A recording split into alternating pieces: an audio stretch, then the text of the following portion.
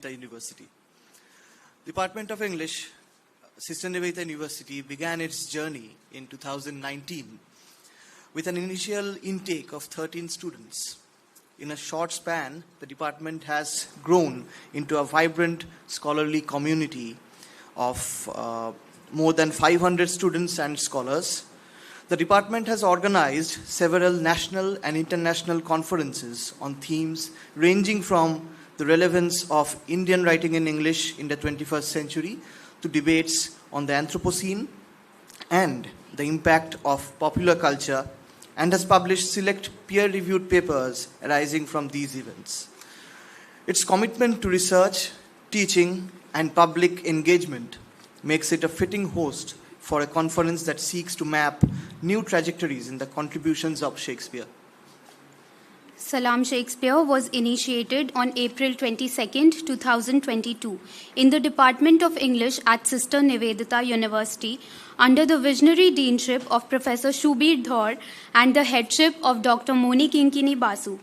This flagship initiative fused the timeless genius of William Shakespeare with the warmth of Indian cultural expression, launching as an annual international conference dedicated to exploring the bard's works through diverse global lenses. What began as a modest gathering of scholars has blossomed into a vibrant intellectual tradition, a brand itself now poised for its 5th edition on April 20th, 2026, a milestone celebrating 4 years of rigorous dialogue, innovation, and cross-cultural exchange. The name Salam Shakespeare embodies profound Indianness, where salam, a quintessential Urdu-Hindi greeting of respect and namaste-like reverence, meets the universal allure of Shakespeare. Rooted in India's syncretic heritage, it evokes the colonial encounter with English literature while reclaiming it through indigenous idioms. Today, holding Salam Shakespeare remains strikingly relevant amid rising cultural nationalism, digital globalization, and planetary crisis. In an era of decolonizing curricula, the conveners, Mr. Shwanendu Dam, Ms. Shudesha Das, and Dr. Orchita Banerjee, bridge Shakespearean universality with local specificities, fostering critical pedagogy that equips students and scholars to navigate hybrid identities. Under Dr. Priyanka Chakraborty's stewardship now, Salam Shakespeare has evolved into a beacon for humanities scholarships, drawing international voices to SNU and affirming literature's power to hold the mirror up to nature, especially our own. Please join us today and tomorrow to salam the bard and you. It is now my honor to invite the Honorable Vice Chancellor of Sister Nivedita University, Professor Dr. Anupam Basu, to deliver the presidential address and formally open Salam Shakespeare 5.0. Sir, would you please?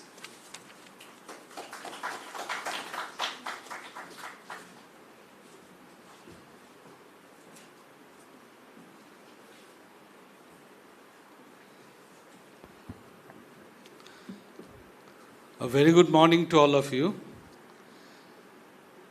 And also, I would like to welcome Professor Shengupta to have agreed to present the, what is the title of his, the keynote address, right? Yeah. I also congratulate the Department of English for continuing such a novel endeavor for at least 4 years, and I really hope that this thing will continue on the premises of Sister Nivedita University. One of the key features of Sister Nivedita University is that it is a synergy, it's a place which synergizes different disciplines, starting from liberal arts to science and extended to engineering and technology and law, management, everything. That really gives it the flavor of a real university because of its universality. Now, of course, my journey with the works of Shakespeare is very, very, very limited. After school, of course, in school I was exposed, and I still remember a gift from my mother, 2 books, tragedy and comedy of Shakespeare. And that's how I was introduced. But later on, during my student days, I came to know Shakespeare a little bit more through my dramatic endeavors, where we could explore the bard to a large extent. It has been around 400 years, if I'm not wrong, that he was there, and his creations were made, and that still rings a bell in our life in different contexts.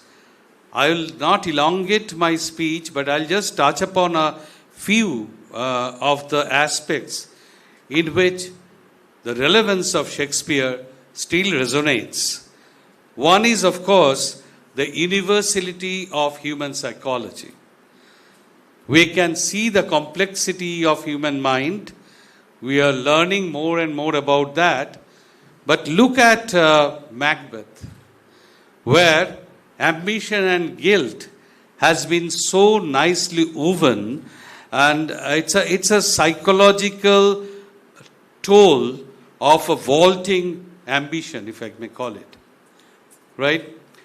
Now, if we go to Hamlet, we can see indecision, to be or not to be, and also that is all the more relevant in this information age, because we are fired with a lot of information, and we often dwindle between different stands, and that is a very familiar scenario.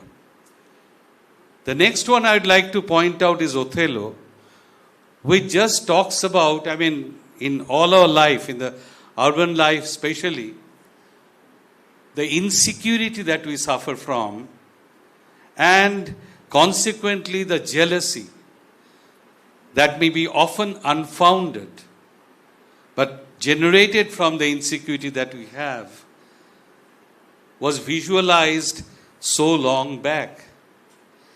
So these are some of the points that shows the dimension of the person, the match of which whom I can only find in our own Tagore. But Shakespeare is Shakespeare, no doubt about it. And as regards, I don't know whether what I'm stating is right or wrong, but since I worked in natural language processing and linguistics for a long time, I heard, and you may correct me, he has added around more than nearly 2,000 words in the repertoire of the English language, English vocabulary. And along with that, think of the idioms, what we use all the time now, wild goose chase, right?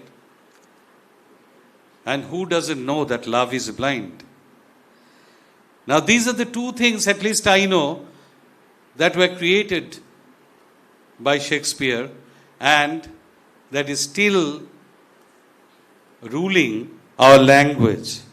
And the last 2 things I'd like to point out. One is the cross-cultural appeal, because we find that Shakespeare is still finding a place not only in English drama, but say, for example, Vishal Bharadwaj, what's the name of that? Maqbool, right? Again, they had to rely on Shakespeare. Similarly, Kuroshawa's run was adapted from King Lear. So, see the influence, all of you know that, but I am really stunned to see what real creators create. And lastly, I'll just talk about his modern outlook. Think of the dresses that were there in Twelfth Night, or as you like it.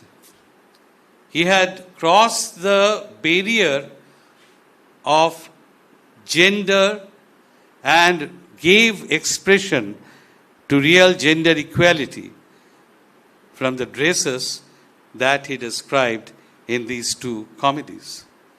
So we can see why he's relevant today. And I'm really, and I think this is the best expression, given all these, that comes to our mind, Salam Shakespeare. Thank you very much. I wish that this 2-day workshop takes a very good shape and all of you enjoy it and learn from it. Thank you very much.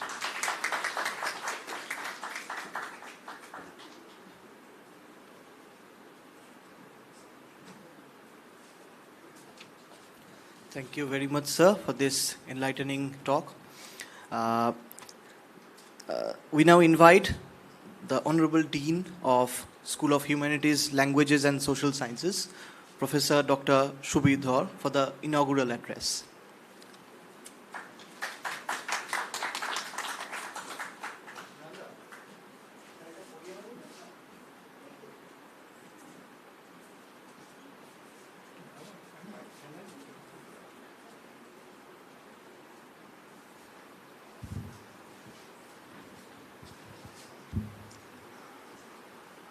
Honorable Vice Chancellor, sir, Professor Shubhajit Sengupta, a long-time friend and a colleague of mine, who is today here to deliver the keynote address, Faculty of DESNU, and particularly the conveners, and the head of the Department of English. It's a pleasure to be standing here because we celebrate Shakespeare once again today on this platform. If I may turn a little autobiographical, it's about 5 or 6 years back when I remember I was sitting in the downstairs office. I had a small cubicle there, and Moni Kinkini and others came to me and said that they wanted to celebrate the birth anniversary of Shakespeare, which is a wonderful thing for me because I have been a Shakespearean for a very, very long time. And the idea, the titles, Salam Shakespeare, came to me because I remembered at that time Rabindranath's poem on Shakespeare. You know, Rabindranath wrote, and he translated this poem himself into English. At the end, the last lines say that after centuries, the palm groves by the Indian Ocean raise their tremulous arms to celebrate you, meaning Shakespeare. Once again, you see the idea of all the world and India and the large part of this part of the world celebrating Shakespeare is something which really struck my imagination. Because you see, that is what we are going to do today. As the Vice Chancellor said, rightly pointed out, Salam Shakespeare. Because this is an extraordinary genius, a man who was born maybe once in many hundreds and thousands of years. And today, we are going to do just that. There are two sides to Shakespeare, as we all know. One is academic Shakespeare. That is the Shakespeare that we teach in classrooms.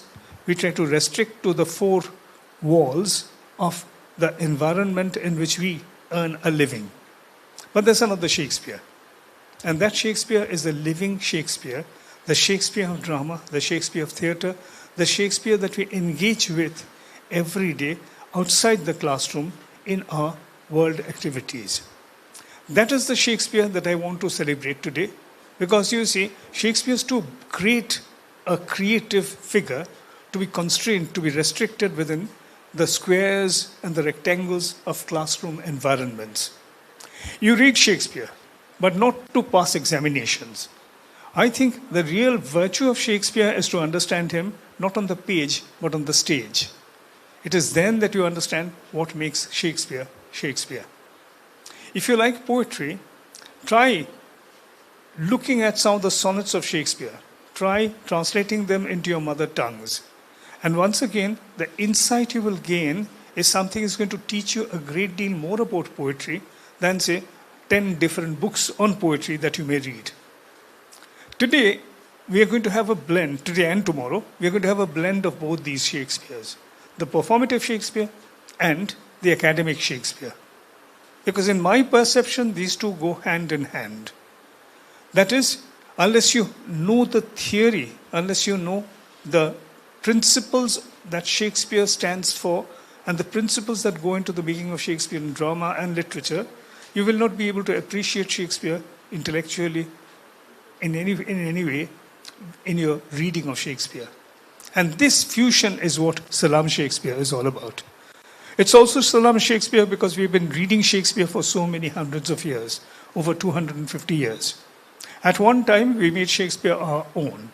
And we have a whole list of people who claimed that Shakespeare was our contemporary. Shakespeare is still our contemporary. And this is what we are going to talk about today.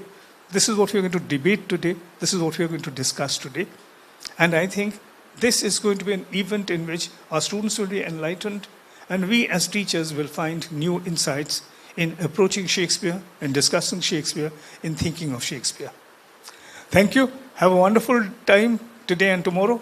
And we are looking forward to your participation, your encouragement, your discussions, your arguments, and maybe some small controversies as well.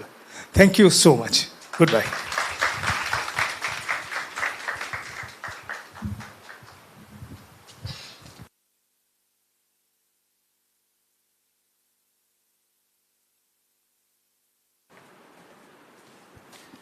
Thank you, sir, for that enlightening talk as usual. Now is the time for the welcome address from the head of the Department of English, Dr. Priyanka Chakraborty, the person whose vision and dedication has made this gathering possible. Dr. Chakraborty, over to you.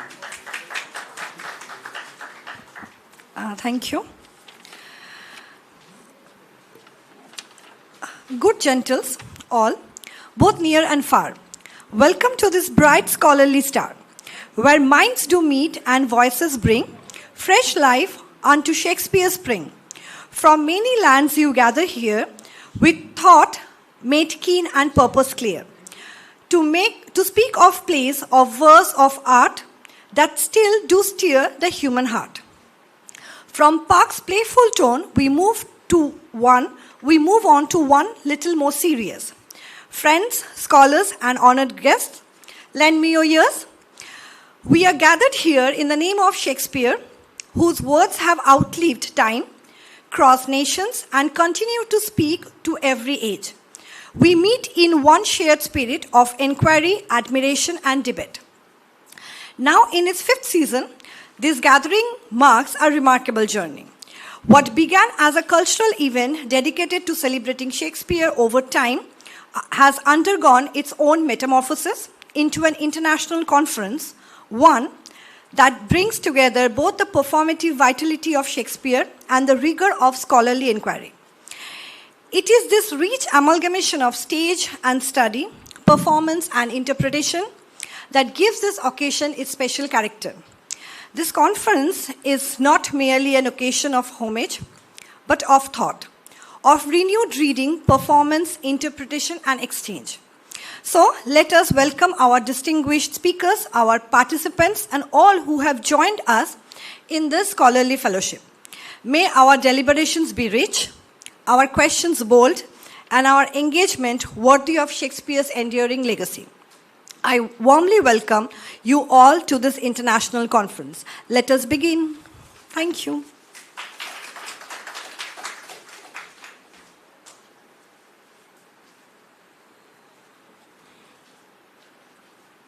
Thank you so much for your encouraging words, ma'am.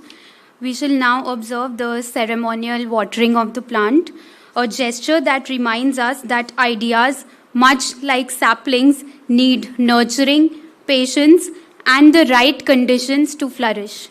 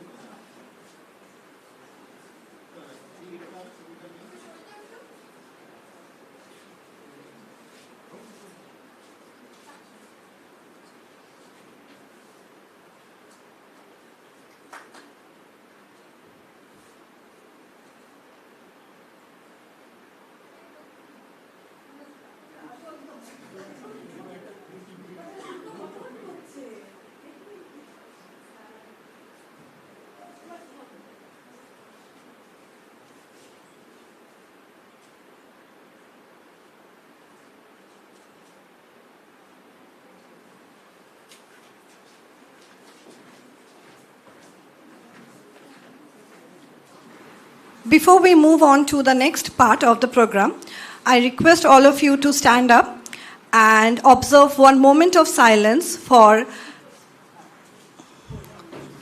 Yes, we have recently lost Professor Shantanu Ray, who was a general body member of SNU and a very important and very dear person to the entire SNU family. So I request all of you to reserve a moment of silence in his memory. Thank you.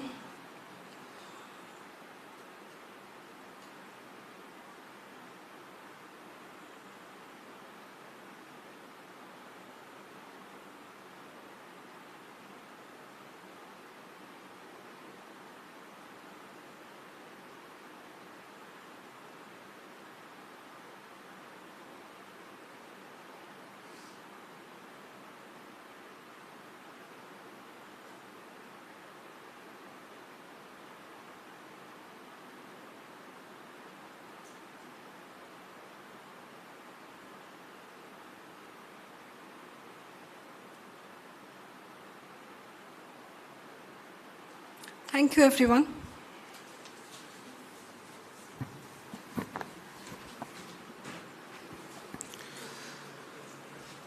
Now it is with great pride and excitement that I will be inviting our keynote speaker, Professor Dr. Shubhajit Sengupta, to the podium. Professor Sengupta's presence today itself is a kind of Shakespearean gift, luminous, generative, and impossible to paraphrase. Dr. Shubhajit Sengupta is a professor in the Department of English and Culture Studies in the University of Burdwan. He had earlier taught in the Department of English at Vidyasagar University. He received his PhD degree in 2006 for his thesis on Shakespeare's history plays. He is a member of the Shakespeare Society of India and of the British Shakespeare Association. His most recent publication is an essay on teaching Shakespeare sonnets, published from Birmingham, England, in a book called Woke Shakespeare. Incidentally, this happens to be the first book to explore the relationship between woke culture and Shakespeare. Dr. Sengupta has also translated Bengali literary texts into English. His other interests include 18th century British literature and culture, postmodern literature and culture, animal studies, and the interdisciplinarity of literary and visual cultures. Besides, Dr. Sengupta loves poetry, theatre, sports, painting, and photography. Sir, the stage is yours.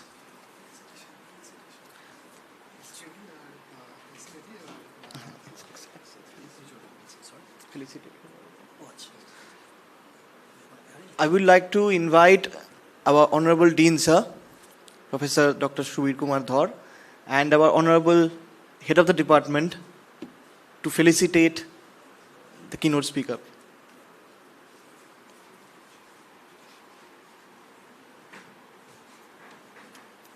Sir,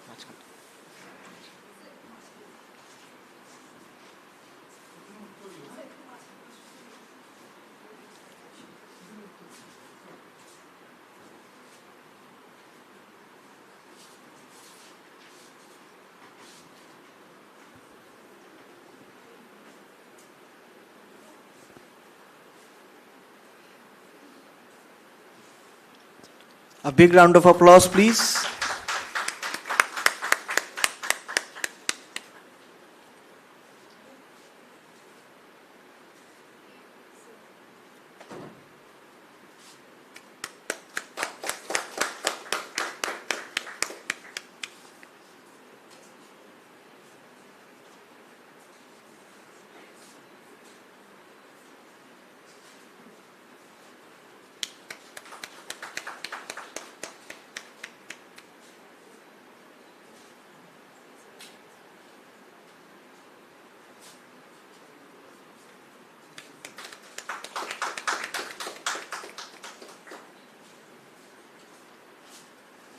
আরো বাকি আছে আরো বাকি আছে আরো বাকি আছে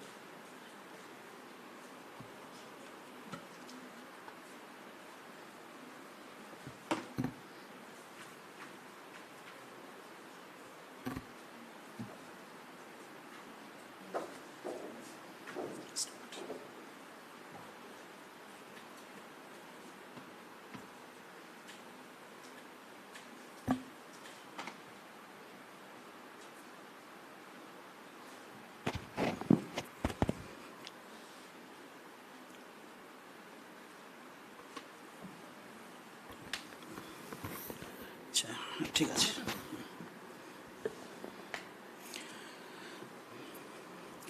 Good morning, everyone. It's an honor to be here at Sister Nivedita University, invited to speak on Shakespeare, deliver the keynote address, and it's a privilege to have Professor Shubir Dhar in the audience, a person whose knowledge on Shakespeare and whose way of thinking about Shakespeare I have always admired.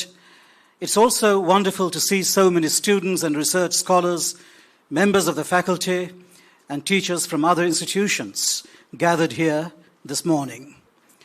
A very good morning to all of you once again. Generally, keynote addresses tend to dwell on the general theme of a conference, but I've chosen to be more specific than that and focus on a film version of a play by Shakespeare, Romeo and Juliet, which is a play that I've always liked reading and watching, but for various reasons perhaps. It's a play that's left out of university and college syllabuses.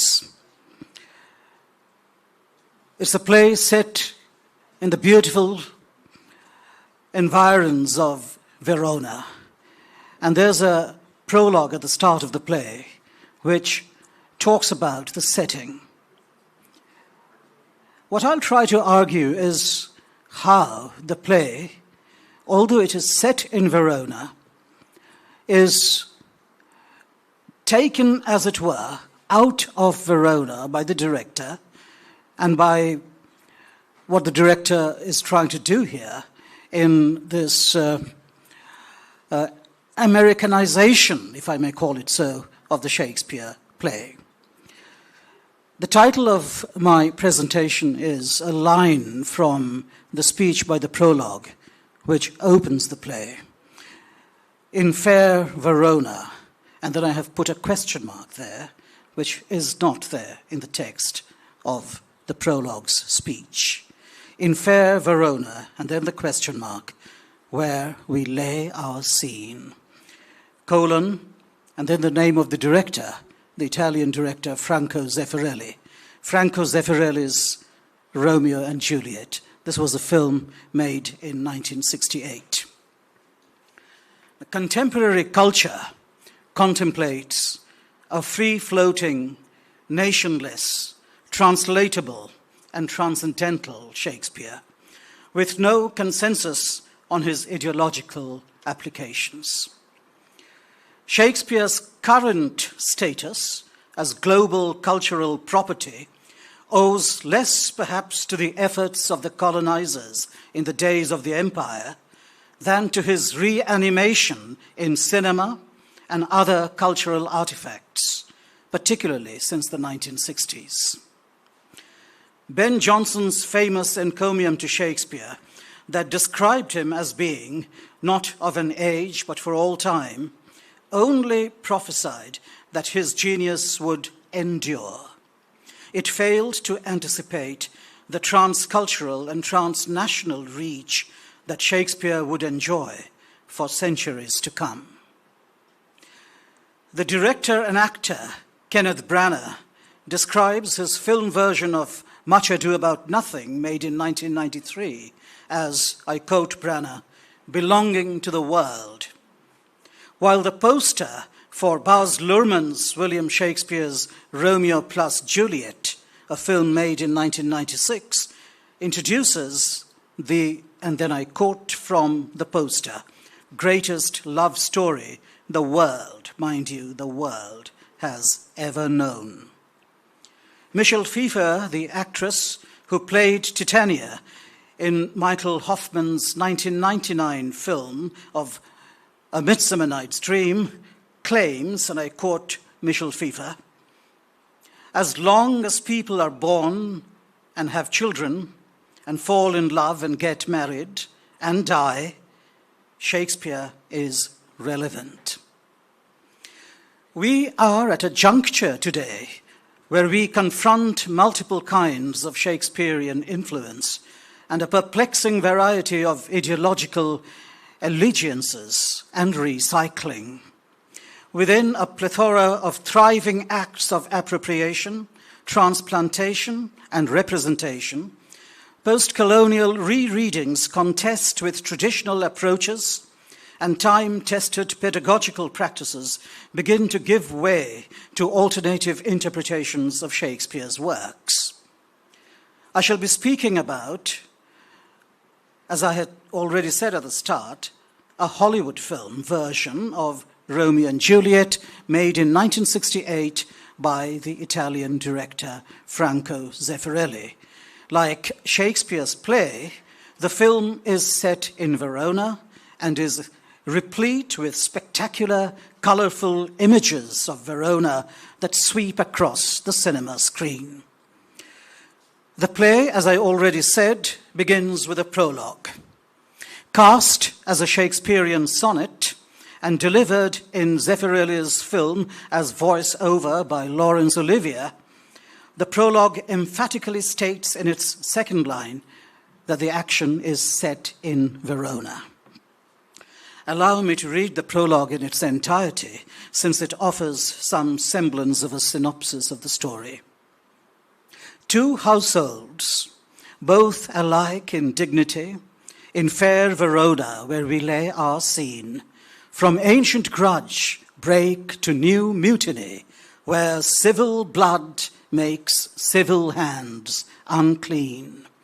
From forth the fatal loins of these two foes, a pair of star-crossed lovers take their lives, whose misadventured, piteous overthrows doth with their death bury their parents' strife. The fearful passage of their death-marked love and the continuance of their parents' rage, which but their children's end naught could remove, is now the 2 hours' traffic of our stage. The which, if you with patient ears attend, what here shall miss, our toil shall strive to mend. Although Zeffirelli's film involves no geographical transposition, the ideological alignment of Shakespeare's time-honored play about young romance with the impulses of the generational war and the rebellious youth culture in 1960s America appears to draw the story out of its geocultural moorings. I shall preface my discussion of Zeffirelli's exploitation of the resources of Shakespeare's play and his ideological application of those resources to 1960s America with a very brief set of observations on the visual element in Shakespeare's films and what it does to Shakespeare's language. A screenplay is a story told in pictures. And there will always be some kind of problem when you tell the story through words and not pictures in a film. The realistic mode of cinema takes advantage of the camera's unique ability to show us things. A great sweeping landscape, or the corner of a friar's cell, as in Romeo and Juliet, or a teeming marketplace, again, as in Romeo and Juliet. It seems that Shakespeare, who filled the theatre with duels, battles, shipwrecks, assassinations, storms, coronations, trials, suicides, feasts, and funerals, issues of power and politics, virtually cries out for screen realism.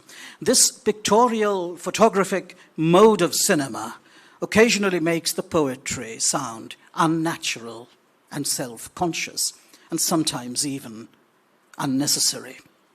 And therefore, Shakespeare's poetic and rhetorical patterning must be disguised and sometimes even cut. With the audience for Shakespeare film adaptations enlarging to include a non-traditional and relatively younger Shakespeare audience from the 1960s onward, the image-led screenplay text, now expected for filmed Shakespeare, has enabled actors less experienced in Shakespearean performance to be cast for many of the screen roles. Good examples are Zeffirelli's and Luhrmann's film versions of Romeo and Juliet, released in 1968 and 1996 respectively, where neither of each movie's male leads, Leonard Whiting for the 1968 film and Leonardo DiCaprio for the 1996 film, had ever acted in Shakespeare plays before, on stage or in film. Aiming for the ideal running time of less than 2 hours, most Shakespeare films have used no more than 25 to 30% of the original text. The writer and critic Anthony Holden writes that when Romeo and Juliet was first staged in London, probably in 1596, Shakespeare had the satisfaction, and here I quote Holden, of seeing the groundlings moved to emotions far beyond anything before known in the theatre. Unquote. But why? Primarily because Romeo and Juliet were not distant and elevated figures, not Caesars, Othellos, or Macbeths, but a couple of kids in love, kids next door, as everyone in the theatre would have been familiar with. Now, there have been a number of film versions of Romeo and Juliet. The 1936 film by George Cukor, the 1954 film by Castellani, another Italian director, Zeffirelli's 1968 film, which I'll talk about, and the Romeo plus Juliet film by Baz Luhrmann, made in 1996, which I have mentioned, and a 2013 film by Carlo Carlei. They all present the same story. And there, of course, have been film versions of Romeo and Juliet even in the non-Anglophone world, including India. But all of these films differ in dramatic presentation, philosophical viewpoint on the nature of human beings and on the nature of society, philosophical viewpoints on morality and on romantic love. My focus is on Zeffirelli's film, which was revolutionary in its day. And one of the reasons why it was revolutionary in its day, and perhaps the most important reason, was that for the first time, Romeo and Juliet were acted by young actors. Never before had actual teenagers played the protagonists. But this was an era when a rock musical called Hair, H-A-I-R, the complete title of which, Hair, the anti-war rock musical. Now, this had become the most successful show on Broadway after its debut at Broadway in 1967, the year immediately before the release of Zeffirelli's 1968 Romeo and Juliet. Now, this musical, Hair, had a number of teenaged characters in its plot. There was Claude, his friend Berger, their roommate Sheila, and their friends. And they all struggle against their conservative parents, against a very conservative society, as they become part of a sexual revolution and try to balance that struggle with their rebellion against the Vietnam War, which was going on at the time. Several of the songs in this musical, Hair, became anthems of the anti-Vietnam War movement. At such a time in America, it made sense that Romeo and Juliet, the characters, were at last depicted as teenagers who wanted to drop out of their parents' world. In Zeffirelli's film, as indeed in Shakespeare's tragedy, their fight is with an unfeeling system, but their idealism is eventually destroyed, and both of them die at the end of the play, and also at the end of the film. Zeffirelli pleased viewers not only because of his artistic and aesthetic qualities, but also because he recast this time-honored story and made it appeal to 1968 audiences in America. Zeffirelli's Romeo and Juliet speaks to issues central to the American experience of the 1960s, particularly the late 1960s, and the film became very popular after its release in 1968 because, as I've said, it was a time of social and political turmoil in the United States, and the film spoke compellingly to American audiences, especially teenagers, and its reception was illustrative of cultural translation, especially if we use the term culture to apply to socio-political practices, and even, in this case, to film practices. One might also ask how the production was used culturally. Did Zeffirelli somehow manage to inscribe Shakespeare's tragedy as a Hollywood epic, thereby making Shakespeare a part of popular American film culture? An even more radical question is whether this version of Romeo and Juliet deserved to be labeled a cult movie. Elements of Zeffirelli's production of the film, which was set in Verona, made it uniquely American. And the popularity of other youth-oriented movies in the 1960s ensured that Zeffirelli's film would be read as a statement against parental, social, and governmental oppression of the youth. Some very disruptive events, both political and social, marked the 1960s, giving it a unique character. The Vietnam War disrupted American society. Granted, it didn't disrupt American society as much as it disrupted Vietnamese society, but nevertheless, it disrupted American society also because of the strong opposition to the war by the young people who felt that their lives were directly threatened. For many of those young people, the war was a symptom of the degenerate worldview of all those who were over 30. The seeds of this generational war were already growing on college and university campuses before the war heated up. The free speech movement, or FSM as it was called, which took place during the 1964-65 academic year on the campus of the University of California in Berkeley, is only one example of an awakening that asserted the youth culture's right to free expression. Students insisted that the university administration lift the ban on on-campus political activities and acknowledge the students' right to free speech.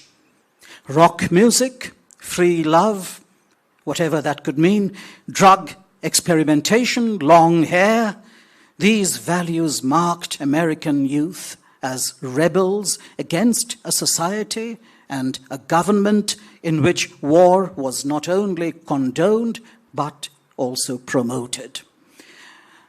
Bob Dylan's line, "The times they are changing," seemed to capture the mood of 1960s youth culture, which gained a position of power that it had not gained before and has not attained since. I'll read some of the lines from Bob Dylan's song, "The Times They Are A-Changing." Come, mothers and fathers throughout the land, and don't criticize what you can't understand. Your sons and your daughters are beyond your command. Your old road is rapidly aging. Please get out of the new one if you can't lend your hand, for the times they are a-changing. Zeffirelli's film, seen from our present perspective, reflects uncannily the mood of the times. Casting Leonard Whiting, who was 17 years old in 1968, and Olivia Hussey, who was 15 years old at the time, in the main roles, signaled the director's desire to appeal to an audience that was not probably intimately familiar with the play. Whiting and Hussey bring to their parts both innocence and exuberance, qualities that transform encounters at the ball and in the balcony scene into believable moments of first love excitement. Although the action is set in Renaissance Italy and features locations and costumes that recall the period, Whiting and Hussey sport hairstyles that resemble those of the 1960s in places such as America and Britain. Whiting, as Romeo, wears a modified Beatles haircut. Hussey, as Juliet, has long, straight hair parted in the middle, much in the manner of young girls in the 1960s in America. In representing the famous balcony scene of Shakespeare's play, Zeffirelli breaks with the Shakespearean text by having Romeo climb up to the balcony to kiss, embrace, then reluctantly part from his beloved and quickly repeat that sequence. He even gets into Juliet's bedroom. Olivia Hussey later titled her autobiography, The Girl on the Balcony, Olivia Hussey finds life after Romeo and Juliet. The book was published in July 2018, 50 years after the release of Zeffirelli's film, and included a foreword by Zeffirelli, written in 2016. Referring in particular to the balcony scene, Zeffirelli writes in the foreword, I quote, "For me, what was most important was the feeling. I wanted to see their true young passion." Zeffirelli passed away in 2019. While the film's balcony scene largely maintains the innocent mood of Shakespeare's Romeo and Juliet, it reminds the audience that physical desire cannot be restrained. And this was important in keeping with the revolutionary impulses of the younger generation in 1960s America. Throughout that scene, and also in the preceding scene of the ball dance, Zeffirelli's treatment of Juliet's gaze, and Zeffirelli attempts to legitimize the female gaze, and his treatment of Juliet's gaze implies parity between the genders, which again was important for 1960s America, and for feminism in a more general way. The Juliet of Zeffirelli's film is quick-witted, energetic, and the result is a very balanced representation of desire, where the scales are not tilted in favor of the male. This handling of the scene is symptomatic of the liberated 1960s, particularly in America, when feminine desire was increasingly asserted and recognized in society and on film and television. And as I said, in a controversial departure from Shakespeare, Zeffirelli even shows the two young lovers in bed. Zeffirelli brings Shakespeare's play to stunning visual life in a refreshingly modern interpretation. And the film's setting captures the very texture of time and place, creating a 16th century Verona, white with the heat of the burning sun and resplendent with rich and courtly costumes. The final scene of the play, when Romeo and Juliet die, serves as a good example of the choices Zeffirelli makes to get to the play's emotional essence and to concentrate on the pair. In Shakespeare's play, the final scene serves to resolve the conflict and wrap up all the loose ends of the plot. And the father in the Capulet family, Juliet's family, and the father in the Montague family, that's Romeo's family, do a few things that probably recover for them some sympathy from the audience. This doesn't happen in the film version. In response, in the play, in response to the prince's judgment, the prince is the ruler, in response to his judgment, the two fathers make valuable settlements with each other. Property and gold statues of Juliet and Romeo. And to this arrangement that the two fathers make between themselves, the prince replies, "Go hence to talk more of these sad things. Some shall be pardoned and some punished, for never was story of more woe than this of Juliet and her Romeo." The prince's last speech, which I've just read out to you, focuses attention on the consequences of these tragic events for the families, not really on the lovers themselves. For the film, Zeffirelli changes some of the narrative elements in the last scene, and the idea, certainly, is to shift focus onto the young lovers. For example, by cutting the duel between Romeo and Paris. Paris is the man that Juliet's father was forcing her to marry.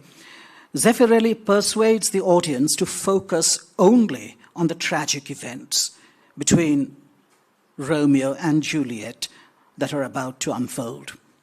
However, there are certain plot events that Zeffirelli inserts into his film which are not there in the play. For example, Romeo picks up a stone and hurls it against the iron doors of Juliet's family tomb. When he enters the vault, he sees the bodies of the members of Juliet's family and also finds Juliet there. Juliet is lying unconscious. And for those of you who are not familiar with the story, Romeo takes her to be dead and poisons himself and dies. And when Juliet recovers her consciousness, she finds Romeo dead and stabs herself to death. Zeffirelli also cuts the last 15 lines of the play, which includes the two fathers' descriptions of the peace offering and the gold monuments to Romeo and Juliet, and the prince's final passage mentioning the tale of woe about Juliet and Romeo. For never was story of more woe than this of Juliet and her Romeo. Part of the passage I read out a little while ago. Now, despite these cuts, the final words in the film are those of the prince, who bitterly tells the Capulets and the Montagues, "All are punished." These are the words that close the film, shifting the focus to the wronged lovers and the punished older people. The end, therefore, leaves the blame upon the families and does not allow them to find any kind of favor with the viewer by making peace between themselves or building gold statues of Romeo and Juliet. And the film's unambiguous message is that the families are guilty for what happened to Romeo and Juliet. This film had its origins in a stage production, again directed by Zeffirelli, at the Old Vic, a well-known theatre in England in 1960, 8 years before the film. But the stage play, had a different cast. And that stage play has been read as much as a reworking of the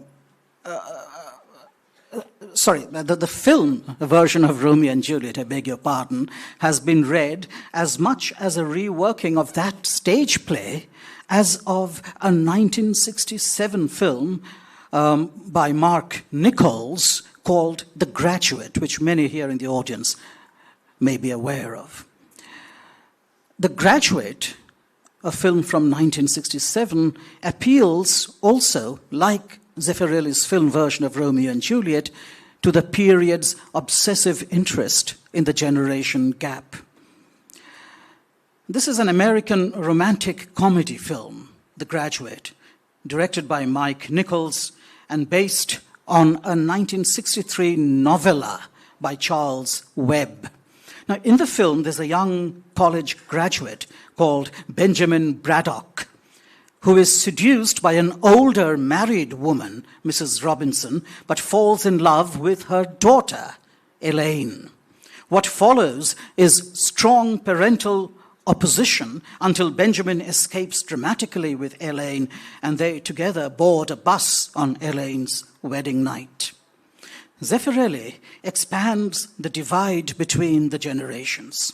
The extremely young Romeo and Juliet, Leonard Whiting and Olivia Hussey, can do no wrong in Zeffirelli's film. For example, Romeo's killing of Paris is eliminated in the film in order to ensure that his character remains pure and clean. The older Capulets and Montagues are shown as very severely flawed. Lady Capulet is a Shakespearean Mrs. Robinson from the film The Graduate. Her gaze at Tybalt, played in Zeffirelli's film by Michael York, during Capulet's feast, implies that they are having a secret affair.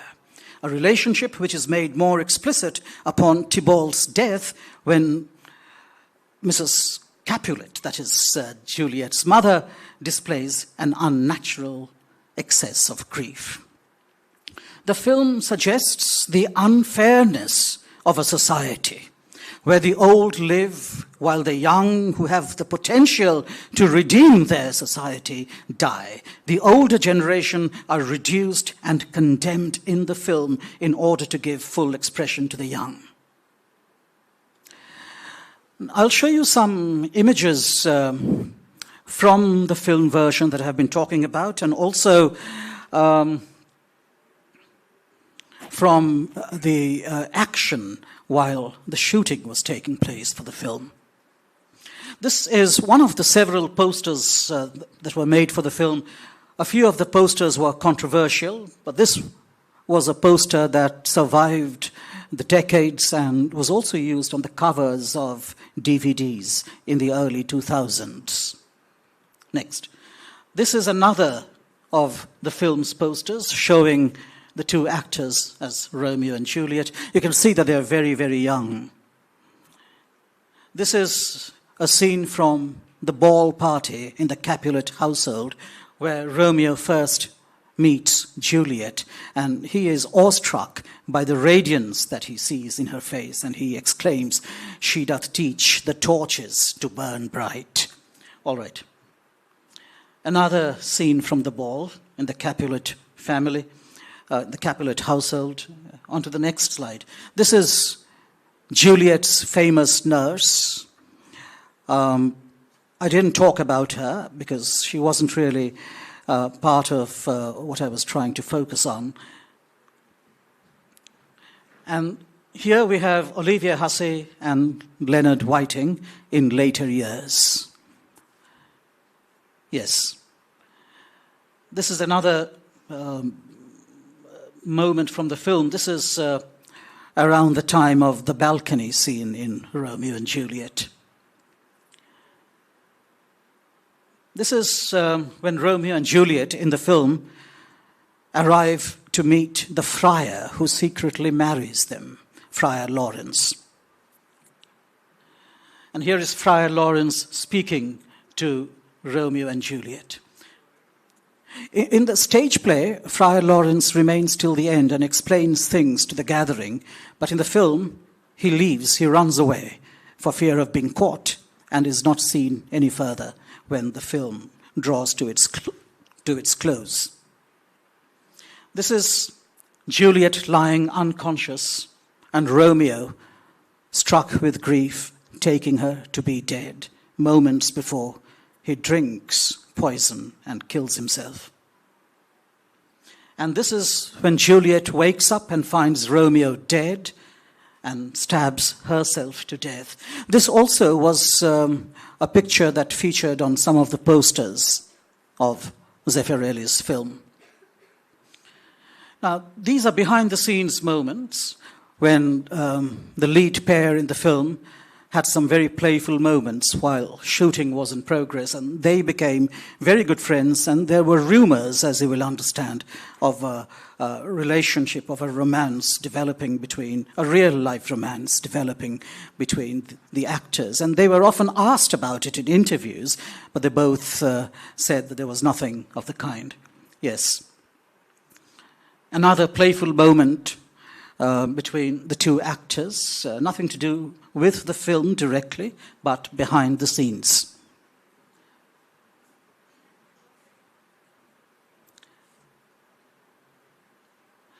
And here we have the two of them giving an interview after the film, shortly after the release of the film. Yes. And here is Franco Zeffirelli, the director, on the left. And in the middle, we have Olivia and Leonard Whiting on the right. Next. Olivia Hussey, later years. Yes. And this is the cover of the book that I mentioned, her memoir.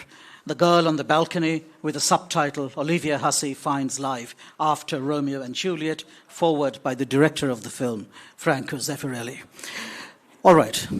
Now, in 2014, Olivia Hussey and Leonard Whiting reunited in a film called Social Suicide, directed by a person called Bruce Webb. And they played the Capulet parents in a modern take on Shakespeare's tragedy. Juliet was played by Olivia Hussey's daughter, India Aisley. Olivia Hussey came to India a number of times and developed a love for India and named her daughter India. And in this film called Social Suicide, Juliet was called Julia. The Juliet of Shakespeare's play was called Julia. Olivia Hussey passed away on 27th December 2024, not very long ago. All right, I chose to keep this keynote address short and precise, and thank you very much for listening to me. And like all of you, I look forward to a day of rigorous and vibrant academic exchange. Thank you very much.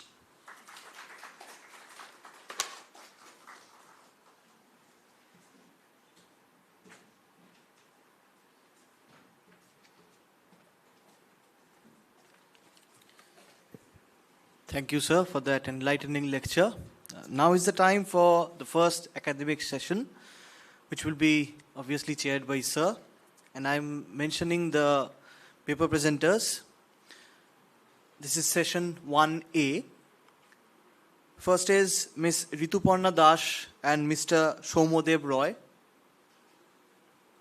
Next is Ms. Medhashri Tolapatro,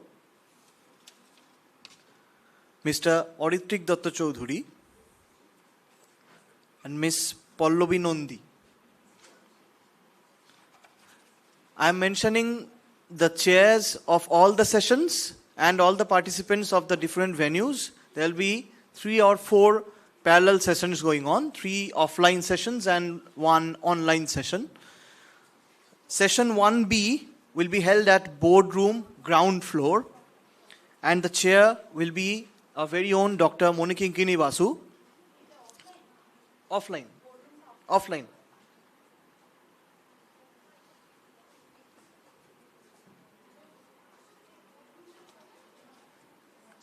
Okay, so the boardroom presenters will be Dr. Nandita Bhokta Mandol, Mr. Shwanendu Ghosh,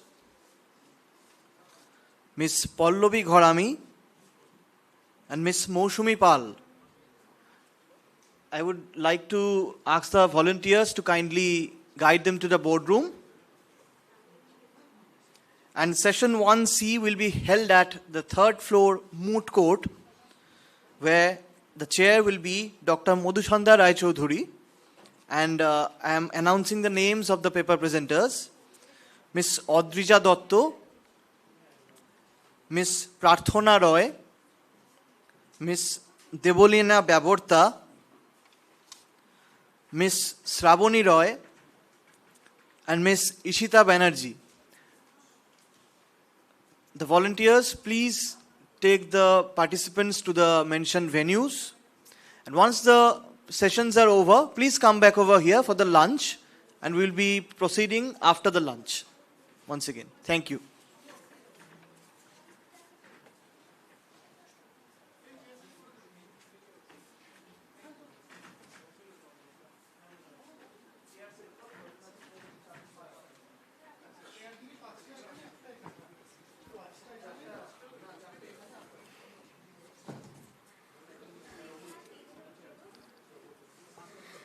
Good afternoon, everyone.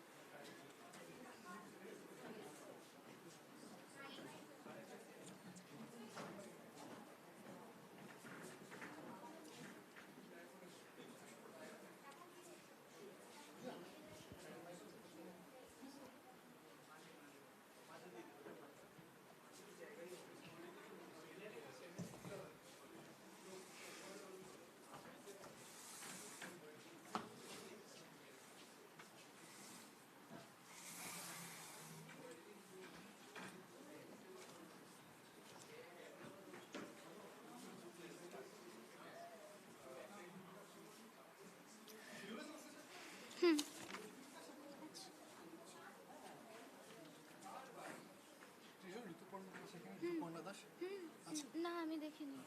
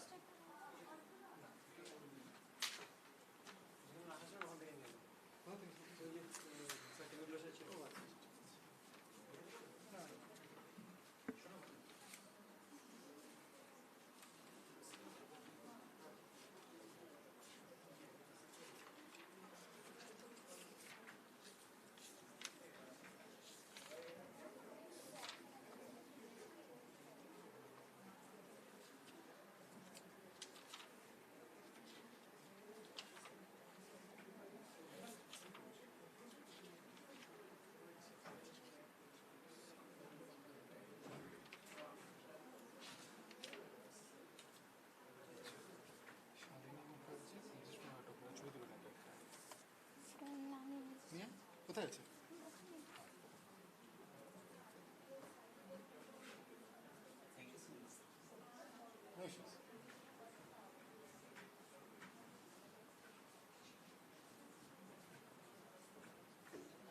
বলবি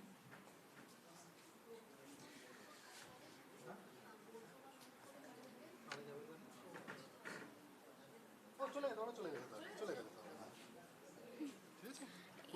প্রথমটা এনার নাম বলবে? হ্যাঁ, ইনি হচ্ছেন, এটাই বলবে, এটা সরিয়ে দেয়। আচ্ছা আচ্ছা ঠিক আছে। এটা বলবে না, দুজন বলবে, এটা পরে বলবে, এটা পোস্ট করে দেয়, ওদের জায়গায় এটা বলবে, এটা সেম জায়গায় এটা ডেকে নেবে। টাইটেলটা হচ্ছে তার মানে আজকে টোটাল 4 জন বলবে এখন? হ্যাঁ, ওকে, 4টে তো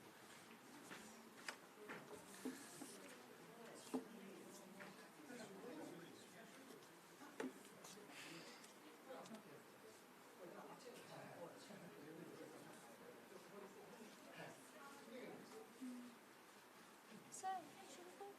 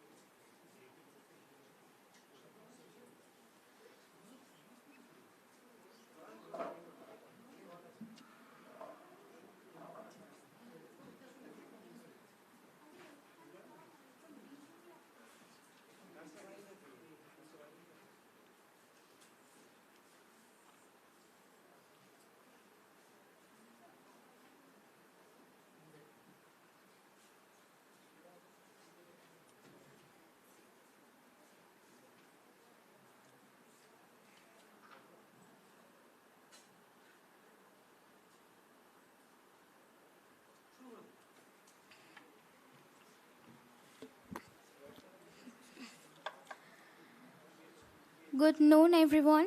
On behalf of Department of English, Sister Nivedita University, it is our great pleasure to welcome you all to Salam Shakespeare 5.0, a two-day international conference on global culture and Shakespeare, the politics of reading, adapting, and teaching. This is academic season 1A. We are honored to have with us today Dr. Shubhajit Sengupta, who will be chairing this session. Before we proceed, each presenter will have 8 minutes to present their paper. We will have a question and answers session after all the participants have presented their paper. We request all presenters to focus on a concise synopsis, on summary of their work to ensure clarity and time efficiency. I would now like to invite Ms. Shalini Mukherjee, Ms. Medhashri Tolapatro, Mr. Oritrik Datta Choudhury, Ms. Pallavi Nandi to present their papers. Without taking much time, I now hand over the session to Dr. Shubhajit Sengupta. Thank you.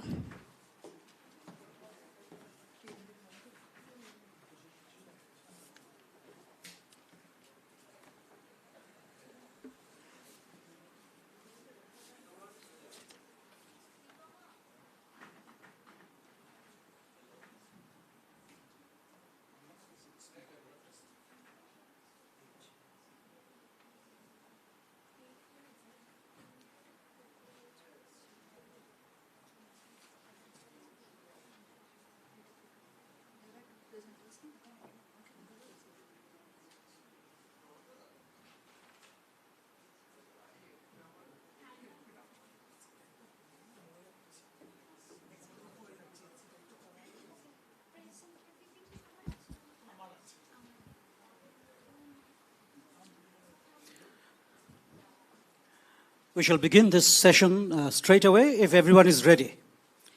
And each speaker gets to speak for 8 minutes, as I have been told. And we'll begin with Shalini Mukherjee, who is a PG student from Loreto College. There are 3 other speakers here: Medhashri Tolapatro, Oritrik Datta Choudhury, and Pallavi Nandi. But we'll begin with Shalini Mukherjee, whose paper is titled Revisiting Shakespeare, Vibrant Participatory Culture Through Digitalization. Shalini.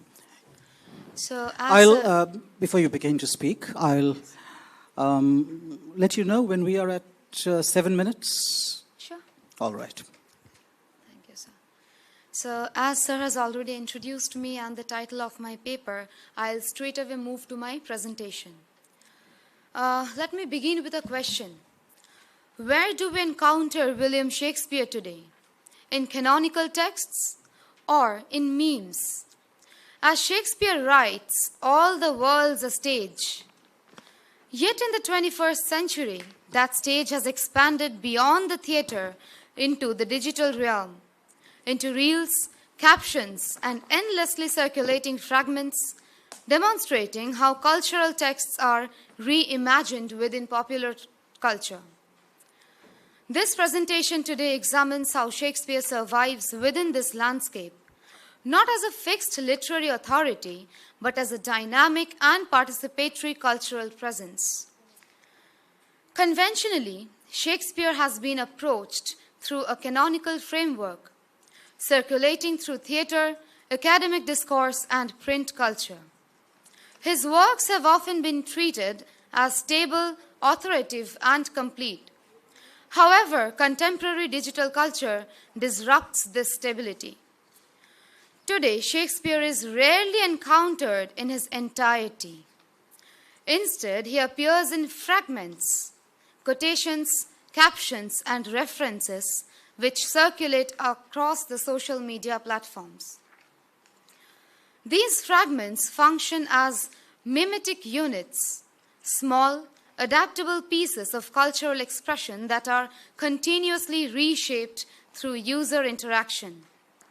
My paper today intends to argue that Shakespeare today survives as a mimetic resource, constantly remixed, reinterpreted, and circulated through participatory culture. Let us consider one of his most iconic lines, "To be or not to be."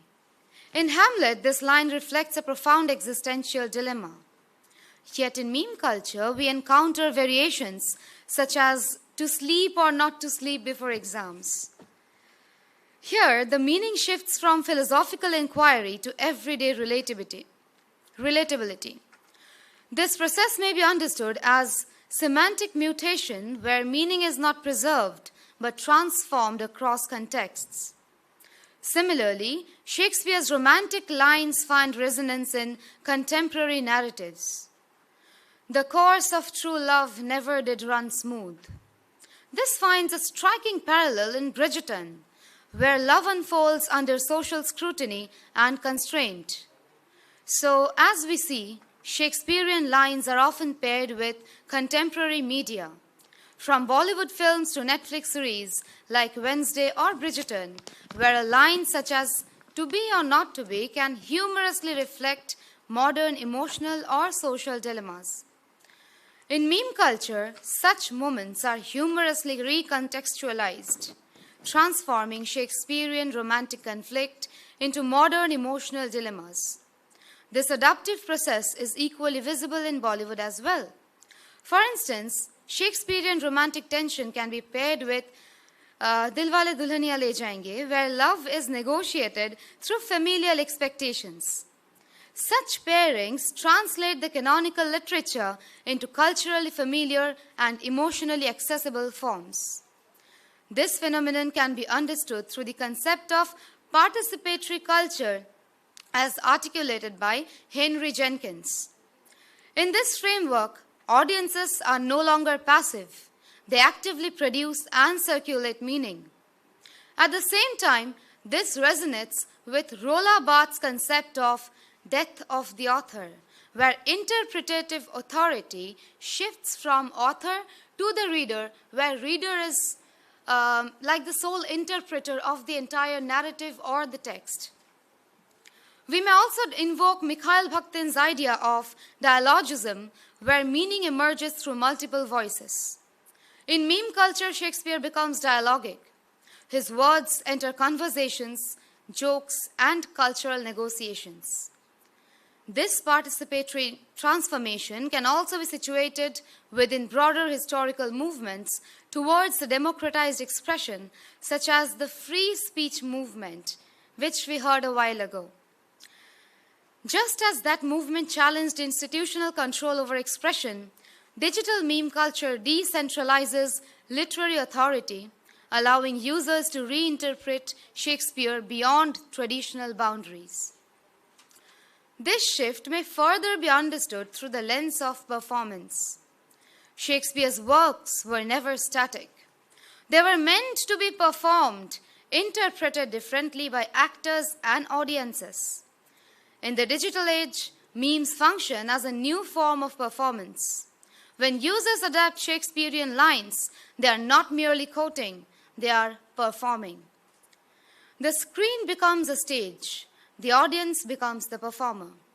In the Indian context, this phenomenon takes on particularly rich dimension.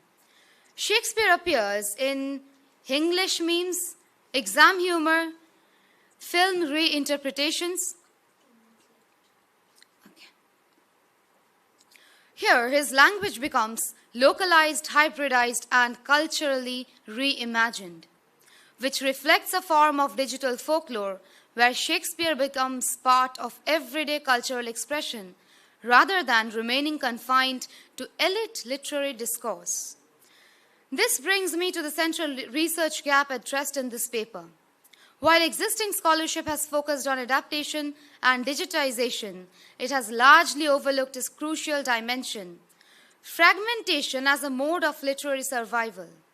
Shakespeare does not survive today solely through complete texts or formal adaptations. He survives through fragments, memes, and micro reinterpretations. Each fragment produces a new version, a new Shakespeare. To conclude my presentation for today, the digital afterlife of William Shakespeare compels us to rethink the very nature of literary endurance. We are no longer engaging with a singular stable Shakespeare. We are engaging with multiple Shakespeares, each shaped by context, culture, and participation. As Shakespeare himself writes, "What's past is prologue." In the digital age, that past is not merely remembered, it is continuously rewritten across screens and networks. Shakespeare survives not because he is preserved, but because he is endlessly reimagined. So he is no longer simply an author we read. He is a language we actively reuse. Thank you. Thank you very much, Shalini. Interesting paper, short, but still within the constraints of time. Very illuminating. As I was listening to Shalini, I was reminded of a line from Shakespeare's play Julius Caesar. The conspirators kill Caesar, and soon after they have killed Caesar, Cassius, who is one of the conspirators, his dagger smeared with blood, he says to the rest of the conspirators, and also presumably to the audience in the theatre, "How many ages hence shall this our lofty scene be acted over in states unborn and accents yet unknown?" And this is precisely what has happened with Shakespeare. I was also reminded of a film starring the American actor Arnold Schwarzenegger, a film called Last Action Hero, where Schwarzenegger at one point says, "to be or not to be," and follows that up with "to be." Gives an answer to that question in the affirmative.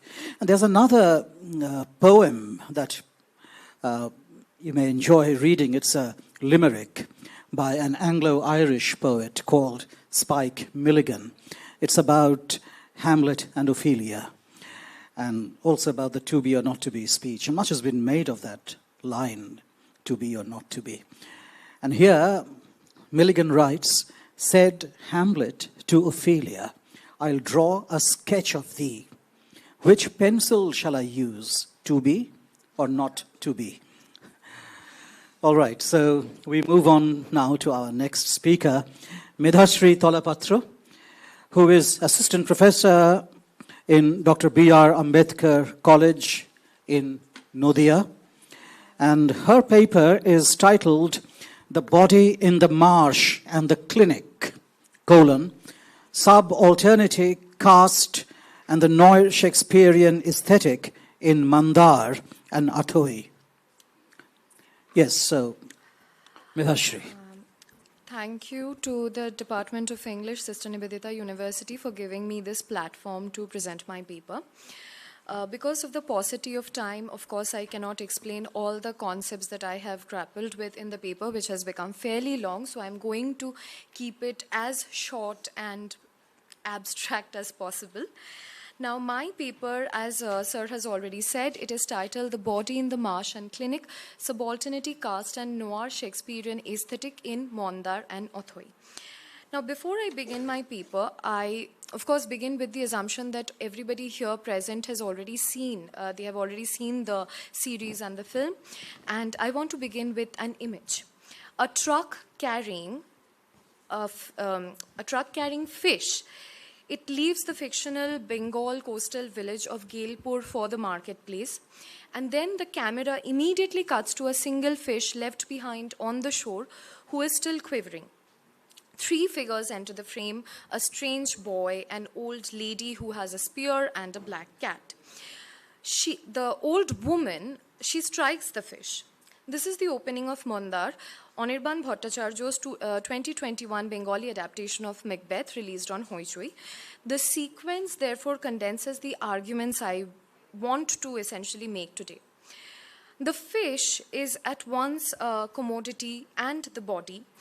The body meaning the catch, the labor, and the expendable life. The figure of Mojnu Buri, or who is regarded as the witch figure here, appears not as a supernatural interruption but as a part of the same material world as the shoreline and the day's hall. There is no dramatic sound cue, no visual separation between the uncanny and the ordinary. What in Shakespeare's Macbeth functions as metaphysical intrusion here appears as immanent to the social and ecological world of the village of Gailpur. The supernatural is not removed, rather relocated. Its explanatory force shifts from cosmology to structure. This formal shifts helps define what I essentially term noir Shakespearean in this paper. By this, I do not simply mean darkness of tone, moral ambiguity, or just criminal atmosphere, which is essentially the definition of noir films. But of course, these elements are entirely present. What I mean by noir Shakespearean is a reorganization of tragic causality. In Shakespearean tragedy, catastrophe often emerges through the interaction between individual desire and a moral or political order. In the noir Shakespearean, I argue that the catastrophe emerges from systems that offer no viable exit from those caught within them. Characters do not merely misunderstand themselves, they are correctly positioned within structures that are specifically designed to contain them. So, of course, my paper reads two Bengali adaptations through these lens, Mondar, the adaptation of Macbeth, and Othoi, which has been directed by Orno Mukhopadhyay, a reworking of Othello through caste antagonism. In Mondar, the central category is what I call the animalistic body. This is not a metaphor for primitiveness or primal savagery. It basically refers to a body that has been reduced to survival within a violent economy. A body whose value is externally assigned and whose vulnerability is unevenly distributed across caste and class. Because when we look at Mondar, he's a fisherman operating within the local patronage network, which is controlled by the local strongmen and the henchmen, businessmen, whatever you want to call him, W. Bhai. Now, Mondar's sexual impotence, emphasized throughout the series, can be read not simply as a private physiological deficiency, but as also a social symptom.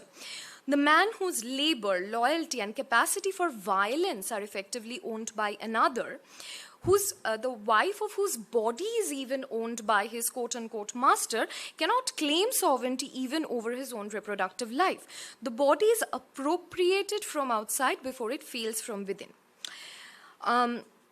I'm going to leave certain areas and go over to the atmospheric setting.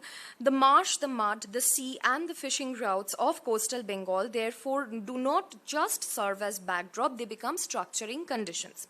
Shot with remarkable visual intelligence by Shoumi Khalda, the landscape is both beautiful and brutal.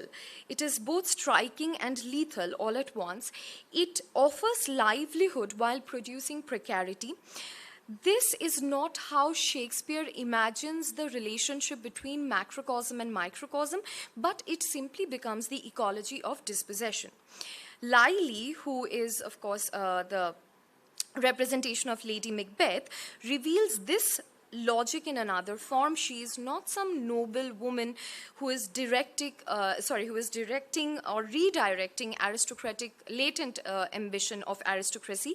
She is a subaltern woman trapped within a triangular economy of desire and power. She's married to Mondar, so therefore she is emotionally and economically even dependent on him, but she's at the same time sexually entangled with W. Bhai, and we are left in ambiguity whether this relationship is forced or whether this is mutual or happens with mutual consent. But the gold chain gifted by W. Bhai crystallizes this economy of her being a reward and a mark of possession at once.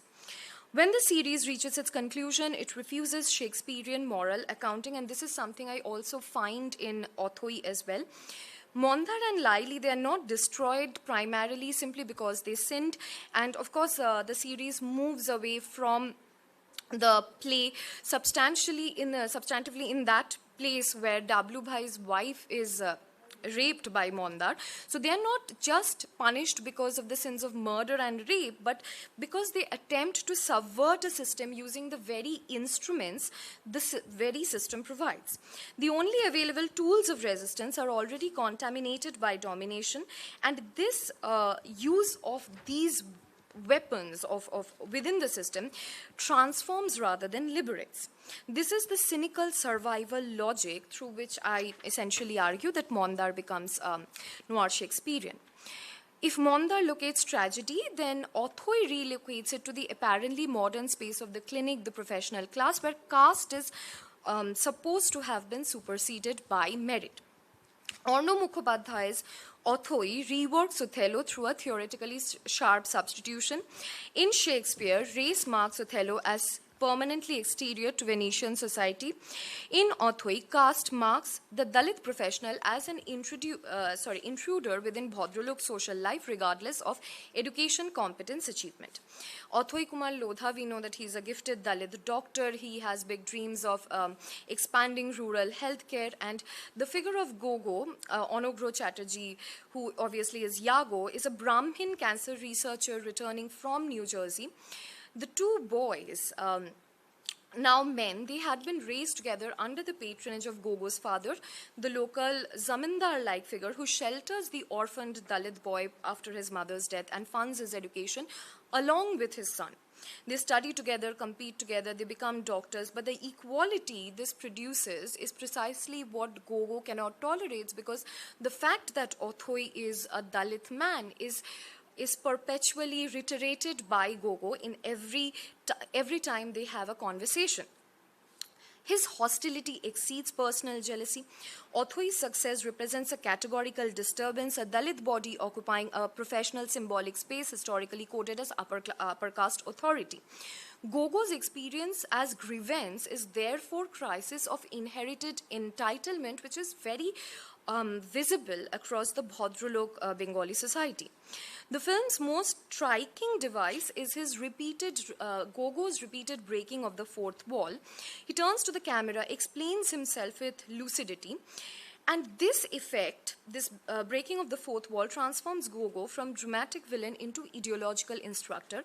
He demonstrates how privilege reasons, how it interprets equality as injury, how it recodes resentment as fairness, and how it treats subaltern success as illegitimate excess.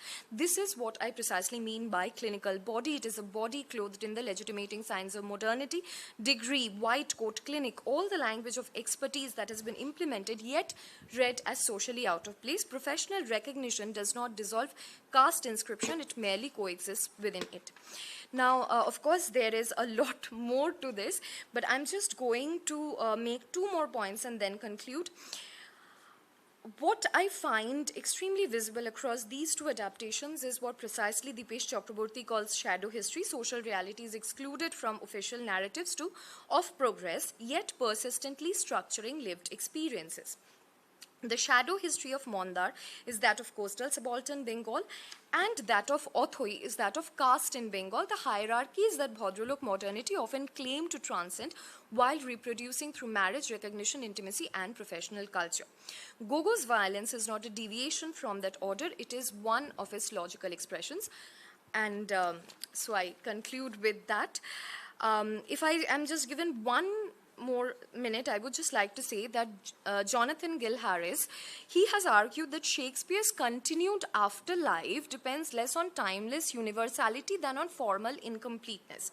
The capacity of the plays to be reorganized by later histories than they could have anticipated.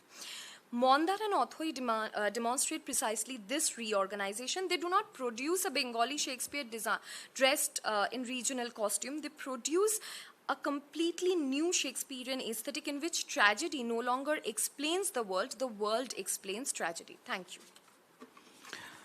Thank you, Midhashri.